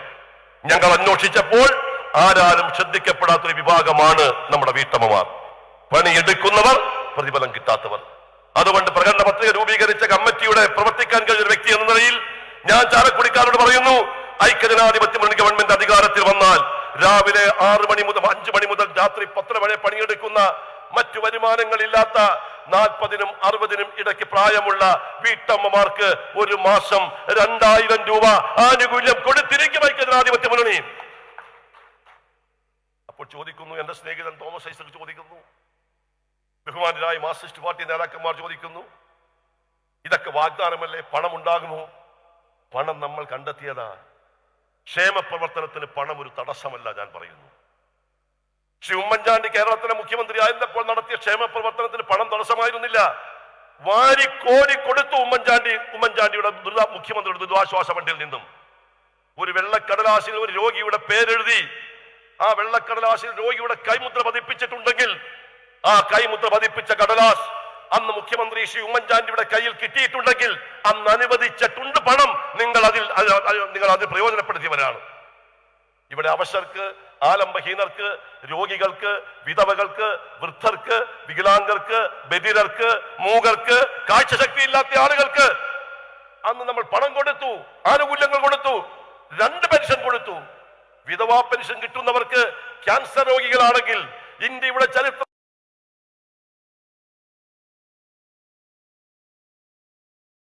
പൊതുഖജനാവിൽ നിന്നല്ല തിരിച്ചരിക്കേണ്ട. അവശരെയും ആലംബഹീനരെയും പാവപ്പെട്ടവരെയും വിധവകളെയും വൃദ്ധരെയും വികലാംഗരെയും സഹായിക്കുന്നതിന് വേണ്ടി അന്ന് ഉമ്മൻചാണ്ടിയുടെ ഗവൺമെന്റ് കണ്ടെത്തിയ മാർഗം എന്തായിരുന്നു? ആ മാർഗം കാരുണ്യ ബെനവലന്റ് ഫണ്ട്. നിങ്ങൾ മറന്നുപോയോ? ഒരു ലോട്ടറി നടത്തി. ആ ലോട്ടറിയുടെ വരുമാനം 1300 കോടി രൂപ ഞങ്ങൾ കൊടുത്തു പാവപ്പെട്ടവന്. ശ്രീ വിജയൻ അധികാരത്തിൽ വന്നപ്പോൾ വിജയൻ അത് നിർത്തലാക്കി. കാരുണ്യ ലോട്ടറി പ്രിയങ്ക ഗാന്ധിയെ കാണുന്നതിന് വേണ്ടി മണിക്കൂറുകളുമായി കാത്തിരിക്കുന്ന ചാലക്കുടിയിലെ സംവിധായകന്മാരോട് ഞങ്ങൾ പറയുന്നു, നമ്മൾ അധികാരത്തിൽ വരും, വീണ്ടും കാരുണ്യ പദ്ധതി നമ്മൾ പുനർജീവിപ്പിക്കും. നമ്മൾ പണം കൊടുക്കും, കണ്ടെത്തും. ന്യായ് പദ്ധതി നടപ്പാക്കാൻ നമ്മൾ പണം കണ്ടെത്തും. നമുക്ക് പെൻഷൻ വർദ്ധിപ്പിക്കാൻ നമ്മൾ പണം കണ്ടെത്തും. വീട്ടമ്മമാർക്ക് ആനുകൂല്യങ്ങൾ കൊടുക്കാൻ നമ്മൾ പണം കണ്ടെത്തും. ആ പണം കണ്ടെത്താനുള്ള ദീർഘവീക്ഷണവും പ്രായോഗിക പരിജ്ഞാനവും അതുപോലെ തന്നെ ഭരണപരമായ പരിചയമുള്ള ഐക്യജനാധിപത്യ മുന്നണി ഗവൺമെന്റ് അധികാരത്തിൽ വരണമോ? അതെയോ വാഗ്ദാനങ്ങൾ പറഞ്ഞ് ഈ നാട്ടിലെ ജനങ്ങളെ കബളിപ്പിച്ചുകൊണ്ട് അക്രമത്തിന്റെ, കൊലപാതകത്തിന്റെ, അരാജകത്വത്തിന്റെ, അനീതിയുടെ, അധികാര പ്രമത്തതയുടെ വഴിയിലൂടെ മുന്നോട്ട് പോകുന്ന ഇടതുപക്ഷ മുന്നണി ഗവൺമെന്റ് വീണ്ടും അധികാരത്തിൽ വരണമോ? ആ ചോദ്യത്തിനാണ് നമ്മൾ ഉത്തരം കണ്ടെത്തേണ്ടത്. നമ്മുടെ നാട് എങ്ങോട്ട് പോകുന്നു? കടൽ മുതൽ കര വരെ വിറ്റു ഇവർ. നമ്മുടെ വിവരാവകാശം വിറ്റു. വിറ്റില്ലേ കടൽ? ആദ്യം ബഹുമാനപ്പെട്ട മുഖ്യമന്ത്രി ശ്രീ രമേശ് ചെന്നിത്തല കടൽ വിറ്റു നിങ്ങൾ. കടലിന്റെ ഉടമസ്ഥർ ആരെന്ന് ചോദിച്ചപ്പോൾ കടലിന്റെ മക്കളുടേതാണ് കടലെന്ന്.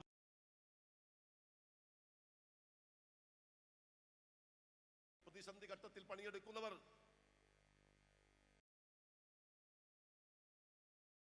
അലകൾ ഉയർന്നു വരുന്ന, തിരമാലകൾ ഉയർന്നു വരുന്ന കടലിൽ ജീവൻ പണയം വെച്ച് പണിയെടുക്കുന്ന പാവപ്പെട്ട മത്സ്യത്തൊഴിലാളി ഉണ്ടല്ലോ, അവരാണ് കടലിന്റെ മക്കൾ. അവർ പിടിക്കുന്ന മത്സ്യം നമ്മൾ ഭക്ഷിക്കുന്നു എന്ന് മാത്രമല്ല, ആ മത്സ്യത്തൊഴിലാളികൾ പിടിച്ചുകൊണ്ടുവരുന്ന മത്സ്യം വിറ്റാണ് കേരളത്തിന്റെ പൊതുഖജനാവിലേക്ക് 5000 കോടി രൂപ ഒരു വർഷം വരുമാനം ഉണ്ടാക്കുന്നത്. കേരളത്തിന്റെ പൊതുഖജനാവിലേക്ക് സംഭാവന നൽകുന്ന, അധ്വാനിക്കുന്ന വർഗമാണ് ഇവിടുത്തെ മത്സ്യത്തൊഴിലാളി. ആ മത്സ്യത്തൊഴിലാളിയുടെ അവകാശമാണ് കടലെങ്കിൽ ആ കടൽ വിൽക്കാൻ തീരുമാനിച്ചു ആര്? ശ്രീ പിണറായി വിജയനും സംഘവും. വിറ്റില്ലേ കടൽ എന്ന് ചോദിച്ചപ്പോൾ വിജയൻ പറഞ്ഞു, ഞാൻ അറിഞ്ഞില്ല എന്ന് പറഞ്ഞു. പിടിവിടാതെ നിന്നു ശ്രീ രമേശ് ചെന്നിത്തല. ഓരോ ദിവസവും വസ്തുതാപരമായി അദ്ദേഹത്തിന് ലഭിച്ചുകൊണ്ടിരിക്കുന്ന ഓരോ ആക്ഷേപങ്ങൾ വാർത്താ മാധ്യമങ്ങളിലൂടെയും പത്രങ്ങളിലൂടെയും ചോദ്യചിഹ്നമായിട്ടല്ല, ശരങ്ങളെപ്പോലെ ശ്രീ പിണറായി വിജയന്റെ മുന്നിലേക്ക് ഇട്ടുകൊടുത്തു. മറുപടി പറയാൻ പിണറായി വിജയന് കഴിയാത്തത് കൊണ്ട്, പിടിച്ചു നിൽക്കാൻ പിണറായി വിജയന് കഴിയാതെ വന്നപ്പോൾ അവസാനം പിണറായി വിജയന് സമ്മതിക്കേണ്ടി വന്നു, ഞങ്ങളും അറിഞ്ഞിട്ടാണ് കടൽ വിറ്റതെന്ന്. പ്രിയപ്പെട്ടവരെ, കടൽ വിൽക്കാൻ തീരുമാനിച്ചവരാണിവർ. നമ്മുടെ വിവരാവകാശം വിൽക്കാൻ തീരുമാനിച്ചവരാണിവർ. അഴിമതിയല്ലേ? കേരളത്തിൽ അഴിമതി നടത്തുന്നത് ആരാ? എന്റെ സ്നേഹിതൻ ശ്രീ ധനപാലൻ സൂചിപ്പിച്ചു, ശ്രീ PC തോമസ് പറഞ്ഞു, ഇവിടെ സ്വർണ്ണക്കള്ളക്കടത്ത് നടത്തുന്ന ആരാ? അധോലോക നായകന്മാരാണോ? സാമ്പത്തിക കുറ്റവാളികളാണോ? കേരളത്തിൽ സ്വർണ്ണക്കള്ളക്കടത്ത് നടത്തുന്ന അധോലോക നായകന്മാരല്ല. ഡിപ്ലോമാറ്റിക് ചാനലിന്റെ സംരക്ഷണ വലയത്തിൽ സ്വർണം കടത്തി ഇവിടെ കൊണ്ടുവന്ന് അത് സുരക്ഷിതമായി എത്തേണ്ടിടത്ത് എത്തിച്ച് അത് വിറ്റ് ഉറുപ്പികയാക്കി അത് ഡോളറിലേക്ക് എക്സ്ചേഞ്ച് ചെയ്ത് അത് വിദേശത്ത് കൊണ്ടുപോയി ഹവാല കച്ചവടം നടത്തുന്നത് സാമ്പത്തിക കുറ്റവാളികളാണോ? അല്ല. ആരാണ്? സാമ്പത്തിക കുറ്റവാളികളെക്കാൾ കൂടുതൽ ഇവിടത്തെ മുഖ്യമന്ത്രിയുടെ പിണയാളികളാണ്. ഇതാ ശ്രീമതി പ്രിയങ്ക ഗാന്ധി ഇങ്ങോട്ട് വരുന്നത് കൊണ്ടും എനിക്ക് പ്രിയങ്ക ഗാന്ധിയെ അവിടെ വെച്ചെങ്കിലും എനിക്ക് എയർപോർട്ടിൽ അവിടെ പോയി സ്വീകരിക്കേണ്ടതായിരുന്നു. പക്ഷെ കവാടത്തിൽ വെച്ചെങ്കിലും സ്വീകരിക്കേണ്ടതുകൊണ്ട് ഞാൻ ദീർഘമായി ഇനി സംസാരിക്കുന്നില്ല. ഒറ്റ അഭിപ്രായം പറയുന്നു. ഞാൻ മത്സരിച്ചപ്പോൾ, അസുഖമായി ഞാൻ ആശുപത്രി കടന്നപ്പോഴും എനിക്ക് വേണ്ടി പ്രവർത്തിച്ചവരും പണിയെടുത്തവരുമാണ് നിങ്ങൾ എന്ന് ഞാൻ നന്ദിയോടുകൂടി പറയുന്നു. എനിക്ക് 23,000 വോട്ടിന്റെ ഭൂരിപക്ഷം നേടിത്തന്നതാണ് ചാലക്കുടി. ആ ചാലക്കുടിക്കാരോട് പറയുന്നു, എനിക്ക് ലഭിച്ച ഭൂരിപക്ഷത്തെക്കാൾ കൂടുതൽ ശ്രീ സനീഷ് കുമാറിന് ഭൂരിപക്ഷം കൊടുത്ത് അവരെ വിജയിപ്പിക്കാൻ പ്രിയപ്പെട്ടവരെ നിങ്ങൾ ഉണ്ടാകണമെന്ന് ഞാൻ വിനയപുസ്തകം അഭ്യർത്ഥിക്കുന്നു. അതുകൊണ്ട് നമ്മുടെ നാട് ഇനിയുള്ള ദിവസങ്ങളിൽ, ഇനിയും തെരഞ്ഞെടുപ്പിന് വളരെ ചുരുങ്ങിയ ദിവസം മാത്രമേ ഉള്ളൂ, വളരെ ചുരുങ്ങിയ ദിവസം. ഈ ചുരുങ്ങിയ ദിവസത്തിനുള്ളിൽ നമ്മുടെ നാടിന് വേണ്ടി നിങ്ങൾ പ്രവർത്തിക്കണം. ഇതാ പ്രിയങ്ക ഗാന്ധി എത്തിച്ചേരുന്നു. അവർ നിങ്ങളോട് സംസാരിക്കും. പ്രിയങ്ക ഗാന്ധി എഴുന്നേറ്റ് നിന്ന് ഹർഷാരവത്തോടു കൂടി സ്വീകരിക്കണമെന്ന് അഭ്യർത്ഥിച്ചുകൊണ്ട് ഞാൻ എന്റെ വാക്ക് അവസാനിപ്പിക്കുന്നു. നിങ്ങൾക്ക് നമസ്കാരം. ജയ് ഹിന്ദ്.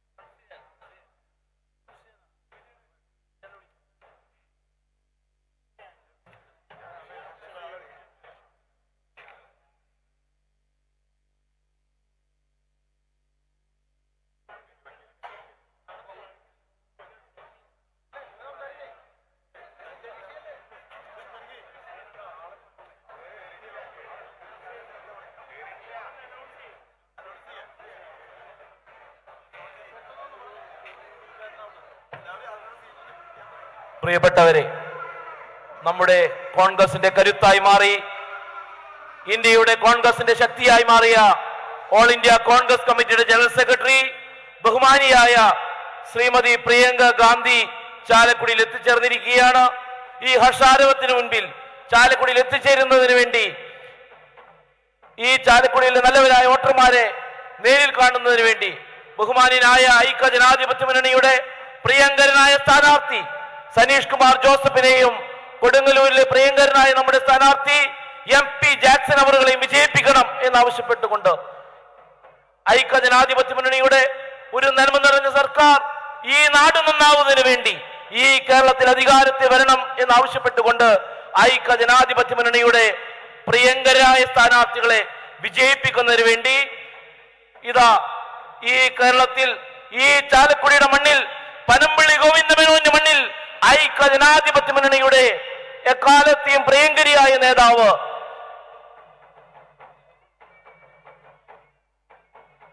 ഇന്ത്യയുടെ മുൻ പ്രധാനമന്ത്രി ഇന്ദിരാഗാന്ധിയുടെ ചെറുമകൾ പ്രിയങ്ക ഗാന്ധി എത്തിച്ചേരുകയാണ്.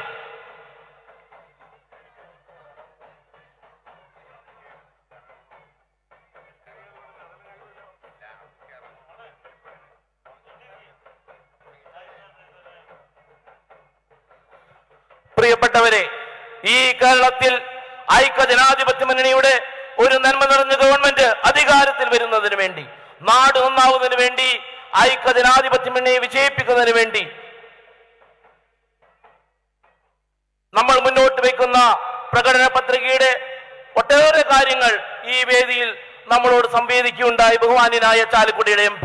നമുക്കറിയാം, ഈ കേരളത്തിൽ പാവങ്ങളിൽ പാവങ്ങളായ മനുഷ്യർ അവരുടെ കുടുംബങ്ങൾ മുന്നോട്ട് കൊണ്ടുപോകുന്നതിന് വേണ്ടി 6,000 രൂപ പ്രതിമാസം നൽകുന്ന, ഒരു വർഷം 72,000 രൂപ നൽകുന്ന ന്യായ് പദ്ധതി നടപ്പിലാക്കി മുന്നോട്ട് പോകുന്ന ഐക്യ ജനാധിപത്യ മുന്നണി. നമുക്കറിയാം, ഈ കൊച്ചു കേരളത്തിൽ ഈ മഹാപ്രളയം 2018 മനുഷ്യനിർമ്മിത പ്രളയം, ആ പ്രളയം കൊണ്ട് ദുരിതത്തിലാന്തിയ ലക്ഷോപലക്ഷം വരുന്ന ജനങ്ങൾക്ക് ഒരു വലിയ സഹായമായി മാറാൻ ഐക്യ ജനാധിപത്യ മുന്നണി അതിന്റെ പ്രകടന പത്രികയിൽ മുന്നോട്ട് വെച്ച 2018 മുമ്പ് നാം എടുത്ത മുഴുവൻ കാർഷിക ഘടകങ്ങളും എഴുതിത്തള്ളി മുന്നോട്ട് പോകാൻ കഴിയുന്ന പ്രഖ്യാപനങ്ങളുമായി ഈ കേരളത്തിൽ ഐക്യ ജനാധിപത്യ മുന്നണി അതിന്റെ പ്രകടന പത്രികയുമായി മുന്നോട്ട് പോകുകയാണ്. പ്രിയപ്പെട്ടവരെ, ഈ കേരളത്തിൽ ക്ഷേമ പെൻഷനുകൾ, ആ ക്ഷേമ പെൻഷനുകൾ 1500 രൂപയിൽ നിന്ന് 3000 രൂപ ഉയർത്തുന്ന ചരിത്രപരമായ മുന്നേറ്റത്തിലേക്ക് ഈ കേരളം നടന്നു നീങ്ങുമ്പോൾ നമ്മുടെ കാർഷിക മേഖലയെ ഇതാ കേരളത്തിൽ 1957 മുതൽ 2021 വരെയുള്ള വിവിധങ്ങളായ സർക്കാരുകൾ മാറി വന്നതിൽ നിന്ന് ഇതാ ഈ കേരളത്തിലെ കർഷകരെ നെഞ്ചോട് ചേർത്ത് പിടിച്ച് തലയുയർത്തി നട്ടല് നിവർത്തി അവരുടെ വികാരങ്ങൾക്കൊപ്പം നിൽക്കാൻ കഴിയുന്ന രീതിയിൽ കർഷകരുടെ പ്രശ്നങ്ങൾ ഉയർത്തിക്കൊണ്ട് ഈ കേരളത്തിൽ കാർഷിക ബജറ്റ് അവതരിപ്പിക്കുന്ന ഒരു ഗവൺമെന്റായി ഐക്യജനാധിപത്യ മുന്നണി ഗവൺമെന്റ് മാറാൻ പോകുകയാണ്. നമ്മുടെ കർഷകർക്ക് കാർഷിക ഉൽപ്പന്നങ്ങൾക്ക് ന്യായമായ വില നൽകാൻ നമ്മുടെ കാർഷിക ഉൽപ്പന്നങ്ങളായ റബ്ബർ ഉൾപ്പെടെ നാളികേരം ഉൾപ്പെടെ നെല്ലുൾപ്പെടെയുള്ള കാർഷിക ഉൽപ്പന്നങ്ങൾക്ക് ആ കാർഷിക ഉൽപ്പന്നങ്ങൾക്ക് തറവില നിശ്ചയിച്ച് റബ്ബറിന് 280 രൂപയും നമ്മുടെ നാളികേരത്തിന് 40 രൂപയും നാം ഉൽപ്പാദിപ്പിക്കപ്പെടുന്ന നെല്ലിന് 30 രൂപയും കൊടുത്ത് സമയബന്ധിതമായി ഈ കൊച്ചു കേരളത്തിൽ അവന്റെ കാർഷിക ഉൽപ്പന്നങ്ങൾ ഏറ്റെടുക്കാനുള്ള സമീപനവുമായി ഐക്യജനാധിപത്യ മുന്നണി മുന്നോട്ട് പോകുമ്പോൾ ഇതാ ദേശീയ തലത്തിൽ കർഷകന്റെ വിഭവങ്ങൾക്ക് വില നിശ്ചയിക്കുന്നത് ബഹുരാഷ്ട്ര കുത്തകകൾ ആയി മാറുമ്പോൾ അവർ 10,000-കണക്കിന് കർഷകർ ഉത്തരേന്ത്യയിൽ സമരം നടക്കുമ്പോൾ ഇതാ ഈ കൊച്ചു കേരളത്തിൽ കർഷകന്റെ കാർഷികോൽപ്പന്നങ്ങൾക്ക് ന്യായമായ വില നൽകുന്ന നിലപാടുമായി മുന്നോട്ട് പോകുന്നു. അങ്ങനെ ഈ നാട് നന്നാവാൻ ഐക്യജനാധിപത്യ മുന്നണിയുടെ ഒരു നന്മ നിറഞ്ഞ ഗവൺമെന്റ് അധികാരത്തിൽ വരാൻ നിങ്ങളുടെ വലിയ പിന്തുണ ഞങ്ങൾക്കുണ്ടാകണമേ എന്ന് ഏറെ വിനയത്തോടെ നിങ്ങളോട് അഭ്യർത്ഥിച്ചുകൊണ്ട് ഇതൊരു ചരിത്ര നിയോഗമാണ്. പനമ്പള്ളി ഗോവിന്ദമേനോന്റെ മണ്ണിലേക്ക് ഐക്യജനാധിപത്യ മുന്നണിയെ സ്ഥാനാർത്ഥികളെ വിജയിപ്പിക്കണമെന്ന് ആവശ്യപ്പെട്ടുകൊണ്ട് ബഹുമാനിയായ നമ്മുടെ മുൻ പ്രധാനമന്ത്രി ഇന്ദിരാഗാന്ധിയുടെ ചെറുമകൾ പ്രിയങ്ക ഗാന്ധി ഇതാ ഈ ചാലക്കുടിയുടെ മണ്ണിലേക്ക് കടന്നു വന്നുകൂടിയിരിക്കുന്നു. ഈ ചാലക്കുടിയുടെ പൗരാവലിക്ക് വേണ്ടി ഒരിക്കൽ കൂടി ഹൃദയം നിറഞ്ഞ സ്വാഗതം അർപ്പിച്ചുകൊണ്ട് ഐക്യജനാധിപത്യ മുന്നണിയുടെ പ്രിയങ്കരായ സ്ഥാനാർത്ഥികൾ TJ സനീഷ് കുമാർ ജോസഫ്, അതുപോലെ തന്നെ MP ജാക്സൺ അടക്കമുള്ള നിരവധിയായ കോൺഗ്രസിന്റെയും ഐക്യജനാധിപത്യ മുന്നണിയുടെയും ഏറെ പ്രിയങ്കരായ സ്ഥാനാർത്ഥികളെ വിജയിപ്പിക്കണമേ എന്ന് ഏറെ എളിമയോട് നിങ്ങളോട് അഭ്യർത്ഥിച്ചുകൊണ്ട് നമ്മുടെ ബഹുമാനിയായ പ്രിയങ്ക ഗാന്ധി ചാലക്കുടിയിൽ എത്തിച്ചേർന്നിരിക്കുന്നു. ഏതാനും നിമിഷങ്ങൾക്കുള്ളിൽ ഈ വഴിത്താരിലൂടെ കടന്നു വരികയാണ്.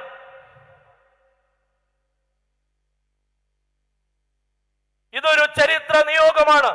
നമുക്കറിയാം മഹാത്മാഗാന്ധിയുടെ പാദസ്പർശമേറ്റ ചാലക്കുടിയുടെ മണ്ണ് നെഹ്റു ഉൾപ്പെടെ രാജീവ് ഗാന്ധി ഉൾപ്പെടെ ഇന്ദിരാഗാന്ധി ഉൾപ്പെടെയുള്ള ദേശീയ നേതാക്കന്മാർ ഈ നാട്ടിൽ നമ്മളോടൊപ്പം മുന്നോട്ട് പോയപ്പോൾ ഇതാ ഇന്ദിരാഗാന്ധിയുടെ ചെറുമകൾ പ്രിയങ്ക ഗാന്ധി ഇതാ ഈ മണ്ണിലേക്ക് കടന്നു വരികയാണ്.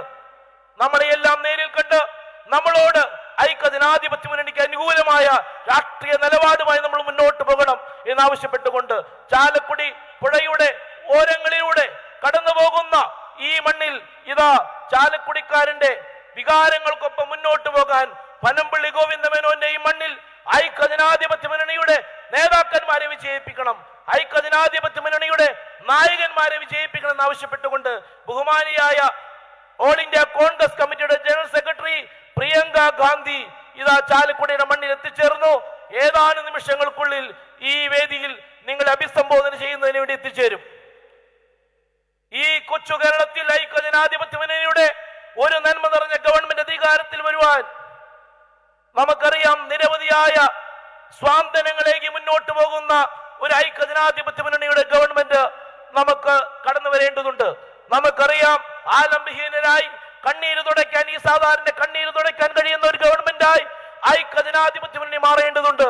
നമുക്കറിയാം ഈ കേരളം മുന്നോട്ട് പോകാൻ ഒരു നന്മ നിറഞ്ഞ ഗവൺമെന്റ് അധികാരത്തിൽ വരാൻ ഇതാ ദേശീയ അന്തർദേശീയ നിലവാരമുള്ള നമ്മുടെ ആശുപത്രികൾ നിങ്ങളൊന്ന് ആലോചിച്ച് നമ്മുടെ PHCകൾ, നമ്മുടെ ജില്ലാ ആശുപത്രികൾ, നമ്മുടെ താലൂക്ക് ആശുപത്രികളെ മുഴുവൻ ബിൽ രഹിത ആശുപത്രികളാക്കി മാറ്റുന്ന ചരിത്രപരമായ നിയോഗത്തിലേക്ക് ഐക്യജനാധിപത്യം മുന്നോട്ട് പോകുന്നു. ഇതാ ദേശീയ തലത്തിൽ അന്തർദേശീയ തലത്തിലുള്ള സൗകര്യങ്ങൾ ഒരുക്കി നമ്മുടെ ആശുപത്രികൾ മുഴുവൻ ബിൽ രഹിത ആശുപത്രികളാക്കി മാറ്റുന്ന ഏറ്റവും സുദീർഘമായ ഏറ്റവും കരുണയേറ്റ ഒരു കരുണയോടുകൂടിയുള്ള സമീപനങ്ങളുമായി ഐക്യജനാധിപത്യ മുന്നണി അതിന്റെ പ്രകടന പത്രികയായി മുന്നോട്ട് പോകുകയാണ്. പ്രിയപ്പെട്ടവരെ, ഇതൊരു ചരിത്ര നിയോഗമാണ്. ഐക്യജനാധിപത്യ മുന്നണിയുടെ സ്ഥാനാർത്ഥികളെ വിജയിപ്പിക്കണമെന്ന് ആവശ്യപ്പെട്ടുകൊണ്ട് ഇന്ദിരാഗാന്ധിയുടെ ചെറുമകൾ പ്രിയങ്ക ഗാന്ധി ഓൾ ഇന്ത്യ കോൺഗ്രസ് കമ്മിറ്റിയുടെ പ്രിയങ്കരിയായ നേതാവ് പ്രിയങ്ക ഗാന്ധി ചാലക്കുടിയുടെ മണ്ണിലേക്ക് എത്തിച്ചേർന്നിരിക്കുകയാണ്. ഈ ചാലക്കുടിയുടെ പൗരാവലിക്ക് വേണ്ടി ഹൃദയം നിറഞ്ഞ് പ്രിയങ്ക ഗാന്ധിയെ സ്വാഗതം ചെയ്യുന്നു. പ്രിയപ്പെട്ടവരെ, ഐക്യജനാധിപത്യ മുന്നണിയുടെ സ്ഥാനാർത്ഥികളെ വിജയിപ്പിക്കണം എന്നാവശ്യപ്പെട്ടുകൊണ്ട് ഓൾ ഇന്ത്യ കോൺഗ്രസ് കമ്മിറ്റിയുടെ ജനറൽ സെക്രട്ടറി പ്രിയങ്ക ഗാന്ധി ചാലക്കുടിയുടെ ജനഹൃദയങ്ങളിലേക്ക് കടന്നു വരുന്നു. പ്രിയപ്പെട്ടവരെ, നിങ്ങളുടെ മനസ്സോടുകൂടി പൂർണ്ണ മനസ്സോടുകൂടി നിങ്ങളുടെ കോൺഗ്രസിനോടുള്ള സ്നേഹം ഐക്യജനാധിപത്യ മുന്നണിയെ വിജയിപ്പിക്കണമേ എന്ന് ഒരിക്കൽ കൂടി നിങ്ങളോട് അഭ്യർത്ഥിച്ചുകൊണ്ട് നമ്മുടെ കാടിന്റെ മക്കൾ ആദിവാസി സമൂഹത്തുമായി ഇടപെട്ടുകൊണ്ട് നമ്മുടെ കാടിന്റെ മക്കളുടെ സ്പന്ദനങ്ങൾ ഏറ്റുവാങ്ങി വനാവകാശ നിയമം ഉൾപ്പെടെ ചരിത്രപരമായ നിയമം ഇന്ത്യക്ക് സംഭാവന ചെയ്ത കോൺഗ്രസിന്റെ എക്കാലത്തെയും നേതാവ് ഐക്യജനാധിപത്യ മുന്നണി സ്ഥാനാർത്ഥികളെ വിജയിപ്പിക്കണമെന്ന് ആവശ്യപ്പെട്ടുകൊണ്ട് കടന്നു വരികയാണ്. ഇതൊരു ചരിത്ര നിയോഗമാണ്. പനമ്പള്ളി ഗോവിന്ദമേനോന്റെ ജന്മനാട്ടിലേക്ക് നമ്മുടെ പ്രിയങ്കരിയായ ഇന്ദിരാഗാന്ധിയുടെ ചെറുമകൾ ഓൾ ഇന്ത്യ കോൺഗ്രസ് കമ്മിറ്റിയുടെ ജനറൽ സെക്രട്ടറി പ്രിയങ്കരിയായ പ്രിയങ്ക ഗാന്ധി കടന്നു വരികയാണ്. ചാലക്കുടിയുടെ മുഴുവൻ പൗരാവലിക്ക് വേണ്ടി ഹൃദയം നിറഞ്ഞ സ്വാഗതം ഞങ്ങൾ ചെയ്യുകയാണ്. പ്രിയപ്പെട്ടവരെ, ഐക്യജനാധിപത്യ മുന്നണി സ്ഥാനാർത്ഥികളെ വിജയിപ്പിക്കണമെന്ന് ആവശ്യപ്പെട്ടുകൊണ്ട് ഓൾ ഇന്ത്യ കോൺഗ്രസ് കമ്മിറ്റിയുടെ ജനറൽ സെക്രട്ടറി പ്രിയങ്കരിയായ പ്രിയങ്ക ഗാന്ധി ചാലക്കുടിയുടെ മണ്ണിലേക്ക് എത്തിച്ചേർന്നു. ഏറെ സ്നേഹത്തോടെ, നിങ്ങളുടെ എല്ലാം അനുവാദത്തോടെ ചാലക്കുടിയുടെ പ്രിയങ്കരിയായ ഈ നേതാവിനെ നെഞ്ചോട് ചേർക്കണമേ എന്ന് ഏറെ സ്നേഹത്തോടെ നിങ്ങൾ അഭ്യർത്ഥിച്ചുകൊണ്ട് പ്രിയപ്പെട്ട ഓൾ ഇന്ത്യ കോൺഗ്രസ് കമ്മിറ്റിയുടെ ജനറൽ സെക്രട്ടറി പ്രിയങ്ക ഗാന്ധിയെ ഏറെ സ്നേഹത്തോടെ ചാലക്കുടിയുടെ മണ്ണിലേക്ക് ഒരിക്കൽ കൂടി സ്വാഗതം ചെയ്തുകൊണ്ട്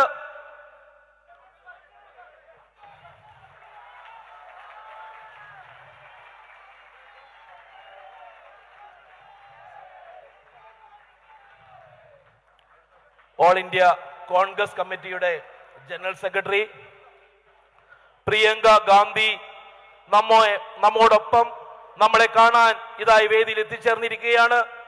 ഹർഷാരവത്തോടുകൂടി All India Congress Committee general secretary Priyanka ഗാന്ധിയെ വരവേൽക്കണമെന്ന് ഏറെ സ്നേഹത്തോടെ നിങ്ങളോട് അഭ്യർത്ഥിക്കുന്നു. ഐക്യജനാധിപത്യ മുന്നണിയുടെ സ്ഥാനാർത്ഥികളെ വിജയിപ്പിക്കുന്നതിന് വേണ്ടി ഇവിടെ എത്തിച്ചേർന്ന ബഹുമാനിയായ ഓൾ ഇന്ത്യ കോൺഗ്രസ് കമ്മിറ്റിയുടെ ജനറൽ സെക്രട്ടറി പ്രിയങ്ക ഗാന്ധിയെ നിങ്ങൾക്ക് എല്ലാവർക്കും വേണ്ടി ഏറെ സ്നേഹത്തോടെ സ്വാഗതം ചെയ്യുന്നു.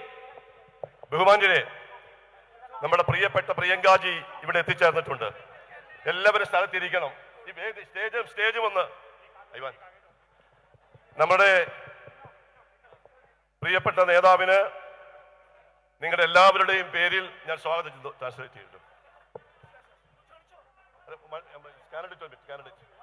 ആദ്യമായി നമ്മുടെ പ്രിയങ്കരനായ സ്ഥാനാർത്ഥി ശ്രീ സനീഷ് കുമാർ 2 വാക്ക് സംസാരിക്കും. പ്രിയപ്പെട്ടവരെ, വലിയ അഭിമാനമുണ്ട്. ചാലക്കുടിയിലേക്ക് നെഹ്റു കുടുംബത്തിന്റെ കൊച്ചുമകൾ നമ്മളോടുള്ള വലിയ സ്നേഹം പ്രകടമാക്കുന്നതിന് വേണ്ടി ഇന്ദിരാഗാന്ധിയുടെ കൊച്ചുമകൾ പ്രിയങ്ക ഗാന്ധി നമ്മളെ കാണുന്നതിന് വേണ്ടി ഇവിടെ എത്തിയിരിക്കുന്നു. വളരെ അഭിമാനമുണ്ട്. രാജീവ് ഗാന്ധിയും ഇന്ദിരാഗാന്ധിയും കടന്നു വന്ന ഈ ചാലക്കുടിയുടെ മണ്ണിലേക്ക് നിങ്ങൾക്കെല്ലാവർക്കും വേണ്ടി പ്രിയങ്ക ഗാന്ധിയെ ഞാൻ സ്വാഗതം ചെയ്യുന്നു. ഞാൻ കൂടുതലായൊന്നും സംസാരിക്കുന്നില്ല.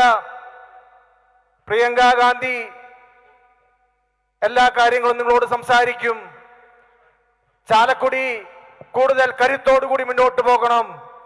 ഐക്യജനാധിപത്യ മുന്നണിയുടെ ഒരു ഗവൺമെന്റ് കേരളത്തിൽ ഉണ്ടാകണം. ഇന്നലകളിൽ നമുക്കുണ്ടായ നഷ്ടങ്ങൾ, ദുരന്തങ്ങൾ അത് മാറണം. ഒരു പുതിയ കരുത്തോടുകൂടി ചെറുപ്പക്കാർക്ക് തൊഴിലവസരങ്ങൾ ലഭിക്കുന്ന വിജയിക്കുന്ന രീതിയിൽ മുന്നോട്ട് പോകണം. ഇത് പനമ്പള്ളി ഗോവിന്ദമേനോന്റെ മണ്ണാണ്. ഇന്ത്യൻ നാഷണൽ കോൺഗ്രസിന്റെ കർമ്മഭൂമിയാണ്. ഐക്യ ജനാധിപത്യ മുന്നണി വിജയിക്കണം. ഞാൻ എന്റെ വാക്കുകൾ ചുരുക്കുന്നു. ജയ് ഹിന്ദ്, ജയ് UDF. ഒരു മിനിറ്റ് നമ്മുടെ കൊടുങ്ങല്ലൂർ സ്ഥാനാർത്ഥി ശ്രീ MP ജാക്സൺ നിങ്ങളോട് സംസാരിക്കും. പ്രിയപ്പെട്ട നമ്മുടെ നേതാവ് ശ്രീമതി പ്രിയങ്ക ഗാന്ധി, വേദിയിലെ നേതാക്കന്മാരെ, പ്രിയപ്പെട്ട സഹപ്രവർത്തകരെ, നമ്മുടെ നേതാവ് ഞങ്ങൾക്ക് വോട്ട് അഭ്യർത്ഥിക്കുന്നതിന് വേണ്ടിയിട്ടാണ് ഈ വേദിയിൽ എത്തിച്ചേർന്നിട്ടുള്ളത്. നേതാവിൻ്റെ പ്രസംഗം കേൾക്കാനാണ് ഞാനും നിങ്ങളുമൊക്കെ ഇവിടെ വലിയ ആഗ്രഹത്തോടുകൂടി ഇരിക്കുന്നതെന്ന് എനിക്കറിയാം.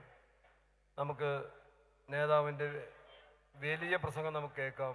അതിൽ നിന്ന് നമുക്കൊരു ആവേശം ഉൾക്കൊണ്ടുകൊണ്ട് കൊടുങ്ങല്ലൂരിൻ്റെയും ചാലക്കുടിയുടെയും വിജയം നമുക്ക് ഉറപ്പാക്കാം. എല്ലാവർക്കും നന്ദി, നമസ്കാരം.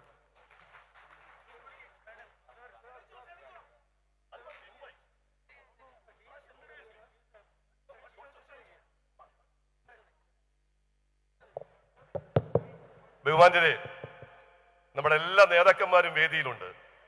പക്ഷെ സമയക്കുറവുകൊണ്ട് ആരും സംസാരിക്കുന്നില്ല. തെരഞ്ഞെടുപ്പ് കമ്മിറ്റിയുടെ ചെയർമാൻ പൈലപ്പനുണ്ട്, കൺവീനർ ഷെബിയുണ്ട്, അതുപോലെ വക്കീലുണ്ട്, DCC പ്രസിഡന്റുണ്ട്, പ്രധാനമനുണ്ട്, മറ്റ് നേതാക്കന്മാരെല്ലാവരും ഉണ്ട്. ആരും സംസാരിക്കുന്നില്ല. അടുത്തതായി സംസാരിക്കാൻ നിങ്ങൾ കാതോർത്തിരുന്ന നമ്മുടെ പ്രിയപ്പെട്ട നേതാവ് പ്രിയങ്ക ഗാന്ധിയെ ക്ഷണിക്കുന്നു. I invite Priyanka ji. പ്രിയങ്കാജിയുടെ പ്രസംഗം പരിഭാഷപ്പെടുത്താൻ ഒട്ടേറെ രാഹുൽ ഗാന്ധിയുടെയും പ്രിയങ്ക ഗാന്ധിയുടെയും എല്ലാം പ്രസംഗം പരിഭാഷപ്പെടുത്തിയ ജ്യോതി ഇവിടെയുണ്ട്. ജ്യോതിയെയും ക്ഷണിക്കും.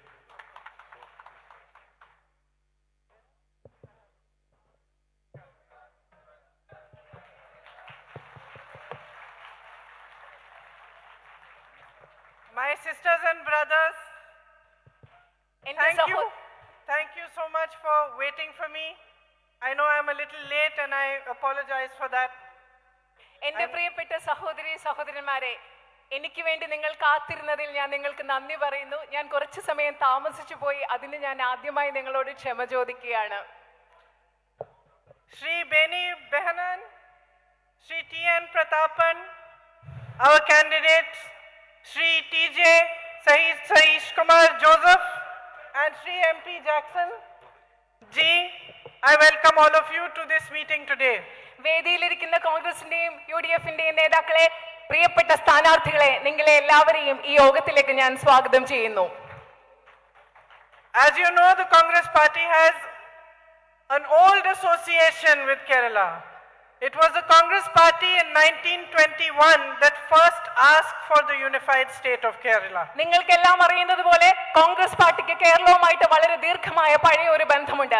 1921 കോൺഗ്രസ് പാർട്ടിയാണ് ഒരു ഐക്യ കേരളം എന്ന ആഹ്വാനം ഇവിടെ മുഴക്കിയത്. And members of the Congress party through the decades have had the honor of serving all of you. Congress പാർട്ടിയുടെ അംഗങ്ങൾ അനേകം ദശകങ്ങളായി നിങ്ങളെ ഓരോരുത്തരെയും സേവിക്കാനുള്ള ഭാഗ്യവും ആദരവും കോൺഗ്രസ് പാർട്ടിയുടെ അംഗങ്ങൾക്കുണ്ടായിട്ടുണ്ട്. You have an old association with Shri Karunakaranji as well. നിങ്ങൾക്ക് ശ്രീ കരുണാകരൻജിയുമായിട്ട് വളരെ പഴക്കമുള്ള ഒരു ബന്ധമുണ്ട്. His heart beat for you. He served you selflessly. അദ്ദേഹത്തിന്റെ ഹൃദയം നിങ്ങൾക്ക് വേണ്ടി മിടിച്ചിരുന്നു. നിസ്വാർത്ഥമായി അദ്ദേഹം നിങ്ങളെ സേവിച്ചിരുന്നു. In this election, I am very happy and proud to say that the Congress is putting forward a team which consists of the wisdom and experience of our senior leaders, and with them, over 50% of our candidates are young, between the age of 25 and 45. എനിക്ക് ഈ വരുന്ന തെരഞ്ഞെടുപ്പിൽ, ഇപ്പോൾ നടക്കുന്ന തെരഞ്ഞെടുപ്പിൽ Congress party മുതിർന്ന നേതാക്കളുടെ അനുഭവ സമ്പത്തും പരിചയവും അതോടൊപ്പം തന്നെ ചെറുപ്പക്കാരുടെ ഊർജവുമുള്ള 50%-ലധികം സ്ഥാനാർത്ഥികൾ, 25-നും 40-നും ഇടയിൽ പ്രായമുള്ള ചെറുപ്പക്കാരെയും കൂടി ചേർത്തിട്ടുള്ള ഒരു പട്ടിക സ്ഥാനാർത്ഥി നിരയാണ് കോൺഗ്രസ് പാർട്ടിയും UDFും നിങ്ങൾക്ക് സമ്മാനിച്ചിട്ടുള്ളത്. അതിലെനിക്ക് വളരെയധികം സന്തോഷമുണ്ട്. I left home early morning yesterday and I was traveling through different constituencies till about 10:30 at night. ഇന്നലെ രാവിലെ വളരെയധികം നേരത്തെ വീട്ടിൽ നിന്ന് ഇറങ്ങിയ ഞാൻ ഇന്നലെ മുഴുവൻ രാത്രി 10:30 വരെ കേരളത്തിലെ വിവിധ നിയോജക മണ്ഡലങ്ങളിലൂടെ സഞ്ചരിക്കുകയായിരുന്നു. I campaigned for a young girl who comes from a very modest family, who has struggled, fought a panchayat election, and is now proudly fighting the assembly election. ഇന്നലെ ഞാൻ പ്രചരണം നടത്തുമ്പോൾ വളരെ ചെറുപ്പക്കാരിയ ഒരു പെൺകുട്ടിക്ക് വേണ്ടി പ്രചരണം നടത്തുകയുണ്ടായി. വളരെ സാധാരണമായ ജീവിത ചുറ്റുപാടുകളിൽ നിന്ന് വന്ന് വളരെയധികം കഷ്ടപ്പെട്ട് പഞ്ചായത്ത് തെരഞ്ഞെടുപ്പിൽ മത്സരിച്ച് ഇന്ന് അഭിമാനത്തോടുകൂടി അസംബ്ലി ഇലക്ഷൻ വേണ്ടി പൊരുതുന്ന ഒരു ചെറുപ്പക്കാരിയായ പെൺകുട്ടിക്ക് വേണ്ടി ഞാൻ ഇന്നലെ പ്രചരണം നടത്തുകയുണ്ടായി. I campaigned for a poet. ഞാനൊരു കവിത എഴുതുന്ന സ്ഥാനാർത്ഥിക്ക് വേണ്ടി ഇന്നലെ പ്രചരണം നടത്തുകയുണ്ടായി. Who feels the pain of the people of Kerala so much that he is able to write poetry about it. കേരളത്തിലെ ജനങ്ങൾ കടന്നു പോകുന്ന വിഷമം വളരെയധികം മനസ്സിലാക്കാൻ, അത് അനുഭവിക്കാൻ കഴിയുന്ന ആളാണ് ആ സ്ഥാനാർത്ഥി. അദ്ദേഹത്തിന് അവരെ പറ്റി എഴുതാനും അവർക്ക് വേണ്ടി പ്രവർത്തിക്കാനും സാധിക്കും. He feels for you and feels for your future. നിങ്ങൾക്ക് വേണ്ടി, നിങ്ങളെക്കുറിച്ച്, നിങ്ങളുടെ ഭാവിയെക്കുറിച്ച് അദ്ദേഹം ചിന്തിക്കുന്നു. I campaigned for activists. സാമൂഹ്യ പ്രവർത്തകയായ ഒരാൾക്ക് വേണ്ടി ഞാൻ ഇന്നലെ പ്രചരണം നടത്തി. Who stood shoulder to shoulder with cashew farmers and who fought for the rights of the rubber farmers. കശുവണ്ടി തൊഴിലാളികളുടെയും അതുപോലെ റബ്ബർ മേഖലയിലും പണിയെടുക്കുന്ന കർഷകരോട് തോളോട് തോൾ ചേർന്ന് അവർക്ക് വേണ്ടി പ്രവർത്തിച്ച ഒരു സ്ഥാനാർത്ഥിക്ക് വേണ്ടിയും ഇന്നലെ ഞാൻ പ്രചരണം നടത്തുകയുണ്ടായി. And I also campaigned for ex-ministers, for people who had served in the government of Kerala before, who are experienced and wise and understand what the politics of Kerala requires. അനുഭവ സമ്പത്തുള്ള കേരളത്തിലെ മുൻ മന്ത്രിമാർക്ക് വേണ്ടി ഞാൻ ഇന്നലെ പ്രചരണം നടത്തുകയുണ്ടായി. കേരളത്തിലെ ജനങ്ങളുടെ പ്രശ്നം എന്താണെന്ന് മനസ്സിലാക്കുന്ന, അത് മനസ്സിലാക്കാനുള്ള വിവേകവും അനുഭവമുള്ള മുൻ മന്ത്രിമാർക്ക് വേണ്ടി ഞാൻ ഇന്നലെ പ്രചരണം നടത്തുകയുണ്ടായി. So what we are putting forward to you in this election is a solid team of experienced people, of young people, and most importantly, we are putting before you a vision document for the future of Kerala. അതായത് ഈ തെരഞ്ഞെടുപ്പിൽ ഞങ്ങൾ നിങ്ങൾക്ക് മുൻപിൽ അവതരിപ്പിക്കുന്നത് അനുഭവ സമ്പത്തും ജ്ഞാനവുമുള്ള, അതോടൊപ്പം തന്നെ യുവത്വത്തിന്റെ ഊർജ്ജമുള്ള ഒരു സ്ഥാനാർത്ഥി പട്ടികയാണ്. അതോടൊപ്പം തന്നെ കേരളത്തിന്റെ ഭാവി സ്പഷ്ടമാക്കുന്ന, വ്യക്തമാക്കുന്ന, ഭാവിയെക്കുറിച്ച് ഊന്നൽ നൽകുന്ന ഒരു കാഴ്ചപ്പാടുള്ള വിഷൻ ഡോക്യുമെന്റ്, ഒരു പ്രകടന പത്രികയും ഞങ്ങൾ നിങ്ങൾക്ക് മുൻപിൽ അവതരിപ്പിക്കുന്നു. Our leaders traveled across Kerala in the last few months. They spoke to all sections of society, to fishermen, to cashew farmers, to people in the rubber industry, in the coir industry, to my sisters, to everybody. And after these discussions, they developed this document which they felt reflected your voice and your wishes for the future. ഞങ്ങളുടെ കോൺഗ്രസ് പാർട്ടിയിലുള്ള സഹപ്രവർത്തകരുടെ നേതാക്കളും കേരളത്തിന്റെ വിവിധ ഭാഗങ്ങളിലുള്ള ആളുകളുമായി കേരളത്തിന്റെ വിവിധ ഭാഗങ്ങളിൽ സഞ്ചരിച്ചുകൊണ്ട് ഇവിടെയുള്ള എൻ്റെ സഹോദരിമാർ, അതുപോലെ കശുവണ്ടി മേഖലയിൽ പണിയെടുക്കുന്നവർ, കർഷകർ, ഇവരോടെല്ലാം സംസാരിച്ചുകൊണ്ട് ഒരു വിഷൻ ഡോക്യുമെന്റ്, പ്രകടന പത്രിക തയ്യാറാക്കുകയുണ്ടായി. അത് ഭാവിയെക്കുറിച്ചുള്ള, കേരളത്തിലെ കുറിച്ചുള്ള നിങ്ങളുടെ കാഴ്ചപ്പാടാണ് അതിൽ പ്രതിഫലിക്കുന്നത്, അതിൽ നിങ്ങളുടെ ശബ്ദമാണ് പ്രതിഫലിക്കുന്നത്. Now when people from outside Kerala like me look towards your state, we see a state which is naturally beautiful. എന്നെ പോലെ കേരളത്തിന് പുറത്തുള്ള ആളുകൾ കേരളത്തെ ഉറ്റുനോക്കുമ്പോൾ ഞങ്ങൾ കാണുന്നത് സ്വാഭാവികമായി വളരെയധികം മനോഹരമായിട്ടുള്ള ഒരു സംസ്ഥാനം. A society which is highly educated. ഏറ്റവും അധികം വിദ്യാസമ്പന്നരായ ആളുകളുള്ള ഒരു സമൂഹം. A society in which women get good opportunities to work, to flourish. ഒരു സമൂഹം, അതിൽ ഇവിടെയുള്ള സ്ത്രീകൾക്ക് വിദ്യാഭ്യാസത്തിനും അതുപോലെ അവരുടെ കഴിവ് തെളിയിക്കാനും ധാരാളം അവസരം കിട്ടുന്ന ഒരു സമൂഹം. We see mosques, temples, churches coexisting peacefully. ഇവിടെ മോസ്കുകളും അമ്പലങ്ങളും പള്ളികളും എല്ലാം സമാധാനത്തോടുകൂടി, സഹവർത്തിത്വത്തോടുകൂടി നിലനിൽക്കുന്ന ഒരു സംസ്ഥാനമാണ് കേരളം എന്ന് ഞങ്ങൾ കാണുന്നു. People mingling happily in each other's festivals. ആളുകൾ മറ്റുള്ളവരുടെ ആഘോഷങ്ങളിൽ സന്തോഷത്തോടുകൂടി പങ്കെടുക്കുന്ന ഒരു കാഴ്ച കേരളത്തെ കുറിച്ച് നമുക്ക് കാണാൻ സാധിക്കും. And personally, whenever I have gone anywhere and seen that there is someone from Kerala working in that company or working in that shop or that office, I immediately know that he is a dedicated, loyal, efficient an intelligent person. ഞാൻ എവിടെ പോകുമ്പോഴും കേരളത്തിന് പുറത്ത് പോകുമ്പോൾ കേരളത്തിലെ ഒരാൾ ഒരു കമ്പനിയിൽ ജോലി ചെയ്യുന്നുണ്ട് അല്ലെങ്കിൽ കടയിൽ ഒരു മലയാളി ഉണ്ടെന്ന് അറിയുമ്പോൾ എനിക്ക് ആളിനെ കാണുന്നതിന് മുമ്പ് മനസ്സിലാക്കാൻ സാധിക്കും കഴിവുള്ള ആളാണ്, കഠിനാധ്വാനിയാണ്, വിശ്വസ്തനാണ്, ബുദ്ധിയുള്ള ആളാണെന്ന് എനിക്ക് മനസ്സിലാക്കാൻ സാധിക്കും. We see all your beautiful products, all the beauty and the culture and the understanding that you have contributed to India. നിങ്ങളുടെ മനോഹരമായ ഉൽപ്പന്നങ്ങൾ, നിങ്ങളുടെ സംസ്കാരം, നിങ്ങളുടെ പാരമ്പര്യം, നിങ്ങൾ ഭാരതത്തിന് സംഭാവന ചെയ്തിട്ടുള്ള മനോഹരമായ അനേകം ഉൽപ്പന്നങ്ങളും സൗന്ദര്യവും ഞങ്ങൾക്ക് കാണാൻ സാധിക്കും. And the most beautiful thing about this is that there is not one single politician, one single person who can take the credit for what Kerala is today. ഇതിൽ ഏറ്റവും മനോഹരമായ കാര്യം എന്ന് പറയുന്നത് ഒരു വ്യക്തിക്ക്, ഒരു രാഷ്ട്രീയക്കാരന്, ഒറ്റ ഒരാൾക്ക് കേരളം എന്താണ് അതിന്റെ ക്രെഡിറ്റ് എന്ന് പറയുന്നത് ഒരാൾക്ക് മാത്രമുള്ളതല്ല. ഒരാൾക്ക് അത് എടുക്കാൻ സാധിക്കില്ല. The full credit for what Kerala is today goes to you. ഇന്ന് കേരളം എന്താണോ അതിന്റെ മുഴുവൻ ക്രെഡിറ്റ് നിങ്ങൾക്ക് ഓരോരുത്തർക്കും ഉള്ളതാണെന്ന് പറയാൻ ഞാൻ ആഗ്രഹിക്കുന്നു. To the people of Kerala. അത് കേരളത്തിലെ ജനങ്ങൾക്ക് അവകാശപ്പെട്ടതാണ്. To my hard-working sisters and brothers and their forefathers who have built this land, this culture, your traditions with their sweat and blood. Keralam എന്താണോ അതിന്റെ ക്രെഡിറ്റ് പോകുന്നത് കഠിനാധ്വാനികളായ എന്റെ സഹോദരന്മാർക്കും സഹോദരിമാർക്കും അതുപോലെ ഈ കേരളം ഉണ്ടാക്കാൻ വേണ്ടി കഠിനാധ്വാനം ചെയ്ത നിങ്ങളുടെ മുൻഗാമികൾക്കുമാണ് എന്ന് പറയാൻ ഞാൻ ആഗ്രഹിക്കുന്നു. And it is for this reason that even somebody from outside Kerala like me feels angry when the people of Kerala are ignored. എനിക്ക് ഇതേ കാരണം കൊണ്ട് തന്നെയാണ് കേരളത്തിന് പുറത്തുള്ള ഒരാളാണെങ്കിലും എന്നെ പോലെയുള്ള ആളുകൾക്ക് കേരളത്തിലെ ജനങ്ങൾ അവഗണിക്കപ്പെടുമ്പോൾ ദേഷ്യമുണ്ടാകുന്നത് ഇതേ കാരണം കൊണ്ട് തന്നെയാണ്. It is for this reason that we in the Congress party believe that the politics of Kerala has to be driven by the people of Kerala. അതേ കാരണം കൊണ്ട് തന്നെയാണ് കോൺഗ്രസ് പാർട്ടിയിലും ഐക്യ ജനാധിപത്യ മുന്നണിയിലുമുള്ള ഞങ്ങൾ വിശ്വസിക്കുന്നത് കേരളത്തിന്റെ രാഷ്ട്രീയത്തെ മുന്നോട്ട് നയിക്കുന്നത് കേരളത്തിലെ ജനങ്ങളാകണം എന്ന് ഞങ്ങൾ വിശ്വസിക്കുന്നത് ഇതേ കാരണം കൊണ്ട് തന്നെയാണ്. It is you who must decide for your future. നിങ്ങളാണ് നിങ്ങളുടെ ഭാവി എന്താണെന്ന് തീരുമാനിക്കേണ്ടത്. It is you who have the power to make and change your future. നിങ്ങൾക്കാണ് നിങ്ങളുടെ ഭാവി നിർമ്മിക്കാനും ഭാവി മാറ്റാനുമുള്ള അധികാരവും ശക്തിയുമുള്ളത് നിങ്ങൾക്കാണ്. And it is especially to my young friends sitting in front here that I want to say that understand this power, own this power. ഇവിടെ ഇരിക്കുന്ന എന്റെ ചെറുപ്പക്കാരായ സുഹൃത്തുക്കളോട്, ഈ പെൺകുട്ടികളോട് പ്രത്യേകമായി ഞാൻ പറയാൻ ആഗ്രഹിക്കുന്നു, നിങ്ങൾ ഈ ശക്തി നിങ്ങൾ മനസ്സിലാക്കുക.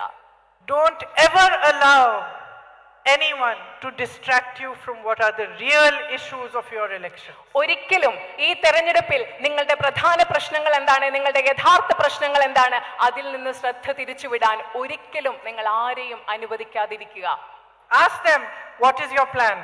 അവരോട് ചോദിക്കുക, നിങ്ങളുടെ പദ്ധതി എന്താണ്. If you are a woman, ask what are they doing for you. നിങ്ങൾ ഒരു സ്ത്രീ ആണെങ്കിൽ അവരോട് ചോദിക്കുക, ഞങ്ങൾക്ക് വേണ്ടി നിങ്ങൾ എന്താണ് ചെയ്യാൻ പോകുന്നത്. If you are a worker, ask what are they doing for you. നിങ്ങൾ ഒരു തൊഴിലാളിയാണെങ്കിൽ അവരോട് ചോദിക്കുക, ഞങ്ങൾക്ക് വേണ്ടി നിങ്ങൾ എന്താണ് ചെയ്യാൻ പോകുന്നത്. If you own a small business or a shop, ask what are you going to do to make me stronger. നിങ്ങൾക്ക് ഒരു ചെറിയ വ്യവസായം ഉണ്ടെങ്കിൽ, ഒരു ചെറിയ കടയുണ്ടെങ്കിൽ നിങ്ങൾ അവരോട് ചോദിക്കുക, ഞങ്ങൾക്ക് വേണ്ടി നിങ്ങൾ എന്താണ് ചെയ്യാൻ പോകുന്നത്. If you are a farmer, ask will you get the right price for your crop. Will they support you when there is trouble. നിങ്ങൾ ഒരു കർഷകനാണെങ്കിൽ അവരോട് ചോദിക്കുക, ഞങ്ങളുടെ വിളകൾക്ക് നിങ്ങൾ കൃത്യമായ വില തരുമോ, ഞങ്ങൾക്കൊരു പ്രശ്നമുണ്ടാകുമ്പോൾ നിങ്ങൾ ഞങ്ങളെ സംരക്ഷിക്കുമോ, ഞങ്ങൾക്കൊപ്പം നിൽക്കുമോ എന്ന് അവരോട് ചോദിക്കുക. This is your duty as a citizen of Kerala and a citizen of India. ഇന്ത്യയിലെ പൗരൻ എന്ന നിലയിൽ, കേരളത്തിലെ ഒരു പൗരൻ എന്ന നിലയിൽ ഈ ചോദ്യങ്ങൾ ചോദിക്കേണ്ടത് നിങ്ങളുടെ ഉത്തരവാദിത്തമാണ്, കടമയാണ്. So I have come here today to tell you precisely this. ഞാൻ ഇന്ന് ഇവിടെ വന്നിരിക്കുന്നത് വളരെ കൃത്യതയോടുകൂടി ഈ കാര്യം നിങ്ങളോട് പറയാനാണ്. I have come to tell you what the Congress party and the UDF are planning for your future. നിങ്ങളുടെ ഭാവിക്ക് വേണ്ടി കോൺഗ്രസ് പാർട്ടിയും ഐക്യ ജനാധിപത്യ മുന്നണിയും എന്താണ് ആസൂത്രണം ചെയ്യുന്നതെന്ന് നിങ്ങളോട് പറയാൻ വേണ്ടിയാണ് ഞാൻ ഇന്ന് ഇവിടെ വന്നിരിക്കുന്നത്. We know and we recognize how difficult these 5 years have been. ഈ കഴിഞ്ഞ 5 വർഷങ്ങൾ നിങ്ങൾക്ക് എത്രമാത്രം ബുദ്ധിമുട്ടുള്ളതാണ് എന്ന് ഞങ്ങൾ മനസ്സിലാക്കുന്നു. We saw that you placed your hope in the LDF in the last election. ഞങ്ങൾക്കറിയാം, കഴിഞ്ഞ തെരഞ്ഞെടുപ്പിൽ നിങ്ങൾ നിങ്ങളുടെ പ്രതീക്ഷ അർപ്പിച്ചത് LDF ഗവൺമെന്റിലാണ്. And in your wisdom, you wanted to experience what an LDF government can do for you. നിങ്ങളുടെ എല്ലാ വിവേകം കൊണ്ടും നിങ്ങൾ ആഗ്രഹിച്ചു, നിങ്ങൾ അനുഭവിക്കാൻ ആഗ്രഹിച്ചു ഒരു LDF ഗവൺമെന്റ് നിങ്ങൾക്ക് വേണ്ടി എന്ത് ചെയ്യാൻ അവർക്ക് സാധിക്കുമെന്നത്.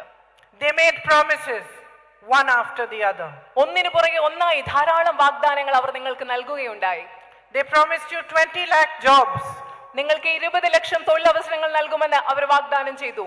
They didn't give you any. പക്ഷേ അവർ ഒന്നും നിങ്ങൾക്ക് നൽകിയില്ല. In fact, regrettably, as soon as they came into power, they filled up government posts with their own people. പക്ഷേ നിങ്ങൾക്കറിയാമോ, അവർ ഗവൺമെന്റിൽ അധികാരത്തിൽ വന്ന ഉടൻ തന്നെ ഗവൺമെന്റ് തസ്തികകൾ അവരുടെ ആൾക്കാരെ കുത്തി നിറയ്ക്കുകയാണ് LDF ഗവൺമെന്റ് നിങ്ങൾക്ക് തൊഴിൽ നൽകുന്നതിന് പകരം ചെയ്തത്. When thousands of young people all across Kerala protested, they were suppressed, they were beaten. കേരളത്തിൽ ആയിരക്കണക്കിന് യുവാക്കൾ ഇതിനെതിരെ പ്രതിഷേധിച്ചപ്പോൾ അവരെ അടിച്ചമർത്തുകയുണ്ടായി, അവരെ മർദ്ദിക്കുകയുണ്ടായി. They promised you support for the rubber industry. Rubber വ്യവസായത്തിന് പിന്തുണ നൽകും എന്ന് അവർ പ്രഖ്യാപിച്ചു, അവർ വാഗ്ദാനം നൽകും. Instead, they allowed unchecked imports of rubber. പക്ഷെ അതിനു പകരം അനിയന്ത്രിതമായ റബ്ബറിന്റെ ഇറക്കുമതിയാണ് അവർ അനുവദിച്ചു കൊടുത്തത്. And crippled the industry. ആ വ്യവസായത്തെ മുട്ടിൽ നടത്തുകയാണ് ചെയ്തത്, ബുദ്ധിമുട്ടിക്കുകയാണ് ചെയ്തത്. The greatest suffering that happened in the last year or two was that small businesses, shop owners, people who were struggling to make their living with their own incentive and their own initiative were beaten down, not just by the central government's GST, not just by the demonetization that came before that, but after the corona pandemic. In between, when the lockdown was imposed, there was great suffering, and the people who bore the brunt of it were the very small industries, the small shop owners, and the small businesses of India. പ്രത്യേകിച്ചും കഴിഞ്ഞ 2 വർഷങ്ങളായി ഇവിടെ നടക്കുന്ന ചെറുകിട വ്യവസായങ്ങൾ, സ്വന്തമായി സംരംഭങ്ങൾ ആരംഭിക്കുന്നവർ, സ്വന്തം താല്പര്യത്തോടുകൂടി ചെറിയ കച്ചവടങ്ങൾ ആരംഭിക്കുന്നവർ, അവരെല്ലാം കേന്ദ്ര ഗവൺമെന്റിന്റെ പല നയങ്ങൾ കൊണ്ടും നോട്ട് നിരോധനം കൊണ്ടും അതുപോലെ തന്നെ വികലമായി നടപ്പിലാക്കിയ ഒരു GST കൊണ്ടും അതിനുശേഷം വന്ന കൊറോണ പാൻഡമിക് സമയത്തുണ്ടായ ലോക്ക്ഡൌൺ കൊണ്ടും ഇതൊക്കെ കൊണ്ട് ഏറ്റവും കൂടുതൽ ബുദ്ധിമുട്ടുകൾ അനുഭവിക്കുന്നത് ഇവിടെയുള്ള ഇടത്തരം കച്ചവടക്കാരും ഇടത്തരം വ്യവസായം നടത്തുന്നവരും സ്വയം സംരംഭകരുമാണ്. So because we understand what you have been through, we understand that you have seen a series of broken promises, that you have not been supported, that you have been weakened, that the government has worked for the corporates but not for you. We spoke to economists, we spoke to people in the Congress party and outside and asked them, what is it we can do to help you stand on your feet again and to help you to get through this phase? ഇതെല്ലാം മനസ്സിലാക്കിയതുകൊണ്ട് ഈ കഴിഞ്ഞ വർഷങ്ങളിൽ നിങ്ങൾ പാലിക്കപ്പെടാത്ത ഒരുപാട് വാഗ്ദാനങ്ങൾ കണ്ടതുകൊണ്ട്, നിങ്ങൾ ധാരാളം ബുദ്ധിമുട്ടുകളിലൂടെ സാമ്പത്തികമായും മറ്റും കടന്നു പോയതുകൊണ്ട്, ഈ അവസ്ഥകൾ മനസ്സിലാക്കിയതുകൊണ്ട് നിരവധി സാമ്പത്തിക വിദഗ്ധരോടും കോൺഗ്രസ് പാർട്ടിയിലെ പ്രധാനപ്പെട്ടവരോടും ഈ അവസ്ഥയിൽ നിന്ന് നിങ്ങളെ കരകയറാൻ സഹായിക്കാൻ ഞങ്ങൾക്ക് എന്താണ് ചെയ്യാൻ പറ്റുന്നത് എന്ന് ഞങ്ങൾ ചോദിച്ചു. So the answer actually was quite straightforward. വളരെ നേരിട്ടുള്ള ഒരു ഉത്തരമാണ് അതിന് ഞങ്ങൾക്ക് കിട്ടിയത്. What they said was that if you want to restart the economy, you want to re-energize it, the answer is to put money in the hands of people. ഞങ്ങൾക്ക് കിട്ടിയ ഉത്തരം വളരെ ലളിതമാണ്. ഇവിടുത്തെ സമ്പദ് വ്യവസ്ഥയെ വീണ്ടും ചലിപ്പിക്കണമെങ്കിൽ, അതിന് വീണ്ടും ഊർജം പകരണമെങ്കിൽ നിങ്ങൾ ചെയ്യേണ്ടത് ഇവിടുത്തെ ജനങ്ങളുടെ കയ്യിൽ പണം നൽകുക, ധനം നൽകുക എന്നതാണ് നിങ്ങൾ ചെയ്യേണ്ടതെന്ന ഉത്തരമാണ് ഞങ്ങൾക്ക് കിട്ടിയത്. Once you put money in the hands of people, they use that money, they spend it, they regenerate spending, and small shops, small businesses benefit, and in turn they also regenerate.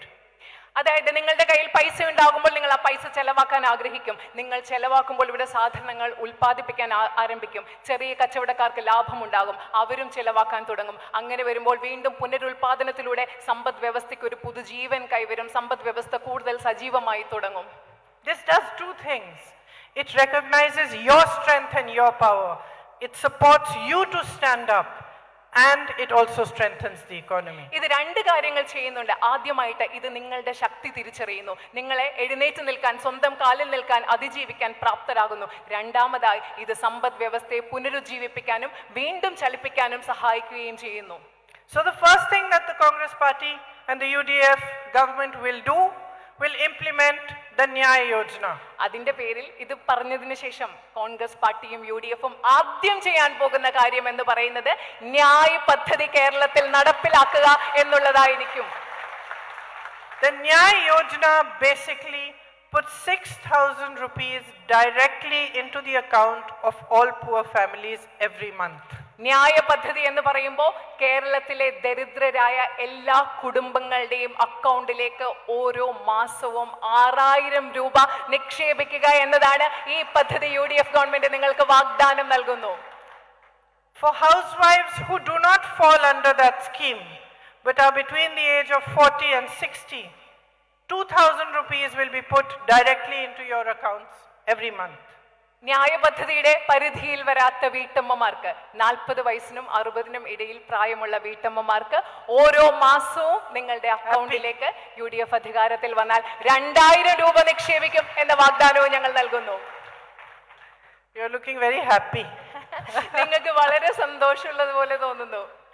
But you should be happy because it is the first time that a party or a government is recognizing what the housewife does. നിങ്ങൾക്ക് വളരെയധികം സന്തോഷമുണ്ടാവണം. കാരണം ആദ്യമായിട്ടാണ് ഒരു രാഷ്ട്രീയ പാർട്ടിയോ ഒരു ഗവൺമെന്റോ വീട്ടമ്മമാർ ചെയ്യുന്ന ജോലിക്ക് അംഗീകാരവും വിലയും കൊടുക്കാൻ പോകുന്നത്.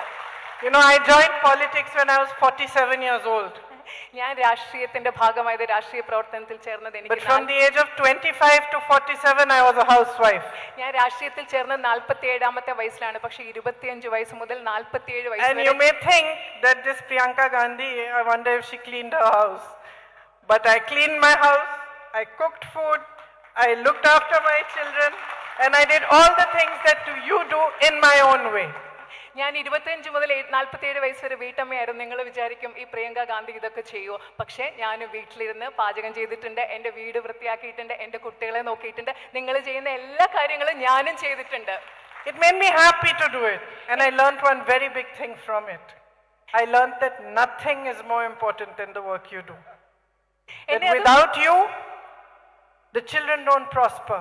Without you, the family is not happy. When you take care of them, that is when they can go out and they can earn. So, I learned to respect the work of the housewife. ഞാനത് സന്തോഷത്തോടു കൂടിയാണ് ചെയ്തത്. അത് മാത്രമല്ല, ഞാൻ ചെയ്യുന്ന ജോലിയുടെ മൂല്യം എനിക്ക് മനസ്സിലായി. നിങ്ങളില്ലാതെ കുട്ടികൾ വളരില്ല, കുടുംബം മുൻപോട്ട് പോകില്ല, കുടുംബത്തിൽ സമൃദ്ധി ഉണ്ടാവില്ല, നമ്മുടെ കുട്ടികൾക്ക് സ്വപ്നങ്ങൾ എത്തിപ്പിടിക്കാൻ സാധിക്കുകയില്ല. അതുകൊണ്ട് അതിൻ്റെ മൂല്യം എനിക്കറിയാം. വീട്ടമ്മമാർ ചെയ്യുന്ന ജോലിയുടെ മൂല്യം എനിക്കറിയാം. And to be honest, every government and every political party needs to learn the same thing. സത്യസന്ധമായി പറഞ്ഞാൽ എല്ലാ ഗവൺമെന്റും എല്ലാ രാഷ്ട്രീയ പാർട്ടികളും ഇതേ കാര്യം ചെയ്യണം. വീട്ടമ്മമാർ ചെയ്യുന്ന ജോലിയുടെ മൂല്യം മനസ്സിലാക്കണം. So the 2,000 rupees a month is to help you to stand up for yourself in your own way.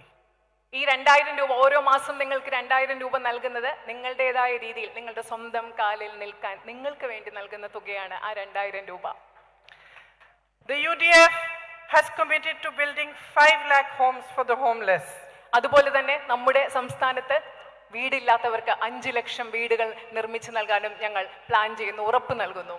It has committed to giving you the minimum support price for rubber, coconut and paddy, which the LDF government has not given you. അതുപോലെ തന്നെ റബ്ബറിനും നാളികേരത്തിനും നെല്ലിലും വേണ്ട അടിസ്ഥാന താങ്ങുവില LDF government നിങ്ങൾക്ക് നൽകിയിട്ടില്ലാത്ത താങ്ങുവില നൽകുമെന്നും UDF നിങ്ങൾക്ക് ഉറപ്പ് നൽകുന്നു.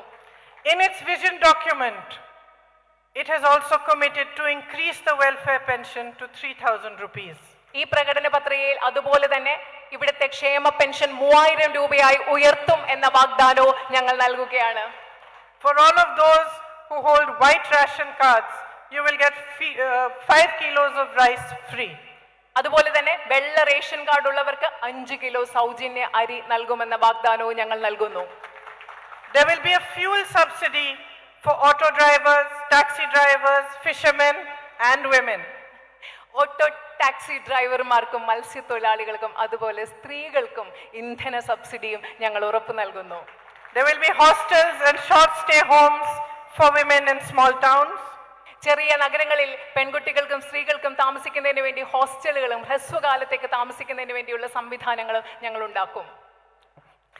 Special scholarship for children of single mothers അമ്മമാർ ഒറ്റയ്ക്ക് വളർത്തുന്ന കുട്ടികൾക്ക് വേണ്ടി പ്രത്യേക സ്കോളർഷിപ്പുകൾ ഉണ്ടാവും. A two-wheeler incentive for women who are working in the unorganized sector. അസംഘടിത മേഖലയിൽ ജോലി ചെയ്യുന്ന സ്ത്രീകൾക്ക് വേണ്ടി 2-വീലർ വാങ്ങാൻ വേണ്ടിയിട്ടുള്ള ഒരു ഇൻസെന്റീവ് പ്രത്യേകമായി ഉണ്ടാകും. Yesterday when I announced this in a meeting, the biggest cheer came from a man. ഇന്നലെ ഇതേ കാര്യം So I told him it's not for you. ഞാനൊരു മീറ്റിംഗ് പറഞ്ഞപ്പോൾ ഏറ്റവും വലിയ കയ്യടി വന്നത് ആ സൈഡിലുള്ള ഒരു പുരുഷന്റെ അടുത്ത് നിന്നാണ്. അപ്പൊ ഞാൻ അദ്ദേഹത്തോട് പറഞ്ഞു, ഇത് താങ്കൾക്ക് വേണ്ടിയുള്ളതല്ല, സ്ത്രീകൾക്ക് വേണ്ടിയുള്ളതാണെന്ന്. അപ്പൊ ഞാൻ അദ്ദേഹത്തോട് പറയുകയുണ്ടായി. There has been a lot of caste discrimination and partiality in schools, colleges and university in Kerala. കേരളത്തിലുള്ള പല സ്കൂളുകളിലും കോളേജുകളിലും സർവകലാശാലകളിലും ജാതീയമായ വിവേചനങ്ങളും പക്ഷപാതങ്ങളും നടക്കുന്നുണ്ട്. We propose a new law to end this discrimination. ഈ വിവേചനം അവസാനിപ്പിക്കുന്നതിന് വേണ്ടി ഞങ്ങൾ ഒരു പുതിയ നിയമം നടപ്പിൽ വരുത്താൻ ഉദ്ദേശിക്കുന്നു. We have named it the Rohit Vemula Act. ആ നിയമത്തെ ഞങ്ങൾ വിളിക്കാൻ ഉദ്ദേശിക്കുന്നത് രോഹിത് വെമുല നിയമം എന്നാണ്. After the young man who died fighting this kind of discrimination. ഇങ്ങനെയുള്ള വിവേചനത്തിന്റെ പേരിൽ സ്വന്തം ജീവൻ കൊടുക്കേണ്ടി വന്ന ഒരു ചെറുപ്പക്കാരൻ മരിച്ചു, രോഹിത് വെമുല. ആ പേരിലാണ് ഞങ്ങൾ ഈ നിയമം കൊണ്ടുവരുന്നത്. Because politics in Kerala has become in many ways violent and driven by tension due to the policies of the LDF, we also propose to set up a peace and harmony department to ensure that this kind of tension, political murders in the state and do not continue to happen, and the politics of anger and hate is challenged. ഇപ്പോൾ ഇന്ന് കേരളത്തിലെ രാഷ്ട്രീയം പലപ്പോഴും അക്രമത്തിന്റെയും സംഘർഷങ്ങളുടെയും പാതയിൽ മുൻപോട്ട് പോകുന്നത് കൊണ്ട് അത്തരം ഒരു രാഷ്ട്രീയം ഇവിടെ നടക്കില്ല. അതിന് തടയിടുന്നതിന് വേണ്ടി പീസ് ആൻഡ് ഹാർമണി ഡിപ്പാർട്ട്മെന്റ്, സമാധാനത്തിന്റെയും ഒത്തൊരുമയുടെയും അതിനുവേണ്ടി ഒരു പ്രത്യേക വകുപ്പ് തന്നെ ഞങ്ങൾ സ്ഥാപിക്കും എന്ന് നിങ്ങൾക്ക് ഉറപ്പ് നൽകുന്നു. This is the beautiful land of Sri Narayan Guru. ഇത് ശ്രീനാരായണ ഗുരുവിനെ പോലെയുള്ള മഹാന്മാരുടെ മനോഹരമായ ഭൂമിയാണ്. Centuries ago, he preached what we all talk about today. ഇന്ന് നമ്മൾ എന്തിനെ പറ്റിയാണോ സംസാരിക്കുന്നത് അതിനെപ്പറ്റി നൂറ്റാണ്ടുകൾക്ക് മുമ്പ് അദ്ദേഹം സംസാരിച്ചു. He talked about equality, അദ്ദേഹം സമത്വത്തെക്കുറിച്ച് സംസാരിച്ചു, about brotherhood, സാഹോദര്യത്തെക്കുറിച്ച് സംസാരിച്ചു, about peace and harmony. സമാധാനത്തെക്കുറിച്ചും ഒത്തൊരുമയെക്കുറിച്ചും ഐക്യത്തെക്കുറിച്ച് സംസാരിച്ചു. All those things that make a society strong. ഈ കാര്യങ്ങളെല്ലാമാണ് ഒരു സമൂഹത്തെ ശക്തമാക്കുന്നത്. അതിനെക്കുറിച്ചെല്ലാം അദ്ദേഹം സംസാരിച്ചു. Those things that make states and countries able to prosper. ഈ കാര്യങ്ങളാണ് സംസ്ഥാനങ്ങളെയും രാജ്യങ്ങളെയും സമൃദ്ധിയിലേക്ക് മുൻപോട്ട് പോകാൻ, സമൃദ്ധമാക്കാൻ സഹായിക്കുന്നതും കഴിവുള്ളതാക്കുന്നതും. So I stand before you today to ask you only one thing. അതുകൊണ്ട് ഞാൻ ഇന്ന് നിങ്ങളുടെ മുൻപിൽ നിൽക്കുന്നത് നിങ്ങളോട് ഒരേ ഒരു കാര്യം ചോദിക്കാനാണ്. To use the weapon that democracy has given you with wisdom. നിങ്ങൾക്ക് ജനാധിപത്യം നൽകിയിട്ടുള്ള ആയുധത്തെ വിവേകത്തോടുകൂടി ഉപയോഗിക്കുക എന്ന ഒറ്റ കാര്യം ചോദിക്കാനാണ് ഞാൻ നിങ്ങളുടെ മുൻപിൽ നിൽക്കുന്നത്. You have seen many of us come on stage before you and make big speeches and make promises. ഞങ്ങളെ പോലെയുള്ള ധാരാളം ആളുകളെ ഇങ്ങനെ സ്റ്റേജിൽ വന്നു നിന്ന് വലിയ വലിയ പ്രസംഗങ്ങളും വലിയ വാഗ്ദാനങ്ങളും ഒക്കെ നടത്തുന്നത് നിങ്ങൾ കണ്ടിട്ടുണ്ട്. I am sure you recognize the ones who are telling the truth, who really care about you, and the ones who don't. എനിക്ക് ഉറപ്പുണ്ട് നിങ്ങളോട് സത്യം പറയുന്നത് ആരാണെന്നും നിങ്ങളോട് കരുതലുള്ളത് ആരാണെന്നും നിങ്ങൾക്ക് മനസ്സിലാക്കാൻ സാധിക്കും, തിരിച്ചറിയാൻ സാധിക്കും എന്ന് എനിക്ക് ഉറപ്പുണ്ട്. The biggest and easiest difference to make between them is who is talking about your issues. ഏറ്റവും പ്രധാനപ്പെട്ട കാര്യം എന്ന് പറയുന്നത് ആരാണ് നിങ്ങളുടെ പ്രശ്നങ്ങളെ പറ്റി സംസാരിക്കുന്നുണ്ട് എന്നുള്ളതാണ്. Who is talking about your development? നിങ്ങളുടെ വികസനത്തെ പറ്റി ആരാണ് സംസാരിക്കുന്നത് എന്നുള്ളതാണ്. Who is talking about what takes your state forward? നിങ്ങളുടെ സംസ്ഥാനത്തെ മുൻപോട്ട് കൊണ്ടുപോകുന്നതിനെ പറ്റി ആരാണ് സംസാരിക്കുന്നു എന്നുള്ളതാണ്. And who is trying to distract you by talking about things that divide you?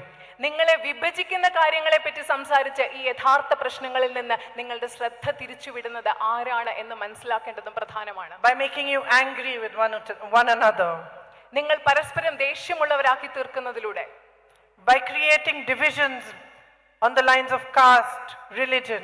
ജാതിയുടെ മതത്തിന്റെയും പേരിൽ നിങ്ങളെ വിഭജിപ്പിച്ചുകൊണ്ട് നിങ്ങളുടെ ഇടയിൽ വിഭജനം ഉണ്ടാക്കുന്നത് ആരാണ്? It's very clear that when that is being done, when people stand on this stage and talk about dividing you, they are not interested in your progress. And they are doing so because they have no ideas for your future. നിങ്ങളുടെ മുൻപിൽ നിന്നുകൊണ്ട് വേദിയിൽ നിന്നുകൊണ്ട് ജാതിയെ പറ്റി മതത്തെ പറ്റി സംസാരിച്ച് നിങ്ങളെ വിഭജിക്കാൻ ശ്രമിക്കുമ്പോൾ അത് നിങ്ങൾ മനസ്സിലാക്കേണ്ടത് എന്നാണ്, അവർക്ക് നിങ്ങളുടെ ഭാവിയെക്കുറിച്ച് സംസാരിക്കാൻ ഒരാശയങ്ങളുമില്ല. നിങ്ങളുടെ സമൃദ്ധിയെക്കുറിച്ചും നിങ്ങളുടെ ഭാവിയെക്കുറിച്ചും സംസാരിക്കാൻ ഒന്നുമില്ലാത്തത് കൊണ്ടാണ് അവർ നിങ്ങളെ വിഭജിക്കുന്ന ജാതിയെയും മതത്തെയും കുറിച്ച് സംസാരിക്കുന്നത്. So I ask only this, that you vote in a government that works for you, that is dedicated to serve you, that understands that the duty of every member of its party, every member of its government is to make Kerala prosper and to put power back in the hands of the people of Kerala. അതുകൊണ്ട് ഞാൻ നിങ്ങളോട് പറയുന്ന ഒരു കാര്യമാണ്, നിങ്ങൾ vote ചെയ്യുമ്പോൾ നിങ്ങൾ ആര് നിങ്ങൾക്ക് വേണ്ടി പണിയെടുക്കുന്നു, നിങ്ങൾക്ക് വേണ്ടി പ്രവർത്തിക്കാൻ, നിങ്ങളുടെ ഭാവിക്ക് വേണ്ടി പ്രവർത്തിക്കാൻ ആർക്കാണോ നിങ്ങളോട് പ്രതിബദ്ധതയുള്ളത്, നിങ്ങൾ കേരളത്തിന്റെ ഭാവിക്ക് വേണ്ടിയും വികസനത്തിനും സമൃദ്ധിക്ക് വേണ്ടിയും ആര് പ്രവർത്തിക്കുന്നു, നിങ്ങളുടെ ശക്തി നിങ്ങളിലേക്ക് ആര് തിരിച്ചറിയുന്നു, അങ്ങനെ ഒരു ഗവൺമെന്റിനെ തെരഞ്ഞെടുക്കാൻ നിങ്ങൾ വോട്ട് ചെയ്യണം എന്ന ഒരേ ഒരു കാര്യമാണ് എനിക്ക് നിങ്ങളോട് അഭ്യർത്ഥിക്കാനുള്ളത്. I would like to call forward the candidates, Sri T.J. Saish Kumar Joseph and Sri M.P. Jackson. You have both youth and experience here, fighting for you and dedicating themselves to making a stronger, better future for you. So I hope that you will vote for them, you will bring the UDF into power, so that all these things that we have spoken about today can be done and the promises can be fulfilled and you can have a brighter future. Thank you very much for listening so patiently. Jai Hind! ഇവിടെ യുവത്വവും അനുഭവ സമ്പത്തും സമന്വയിപ്പിക്കുന്ന രണ്ട് നമ്മുടെ UDF നമ്മുടെ municipal chairman ഒരു presentation കൊടുക്കും, കോൺഗ്രസിന് വേണ്ടി ഷേബി ഒരു പ്രസന്റേഷൻ കൊടുക്കും. This is the municipal chairman.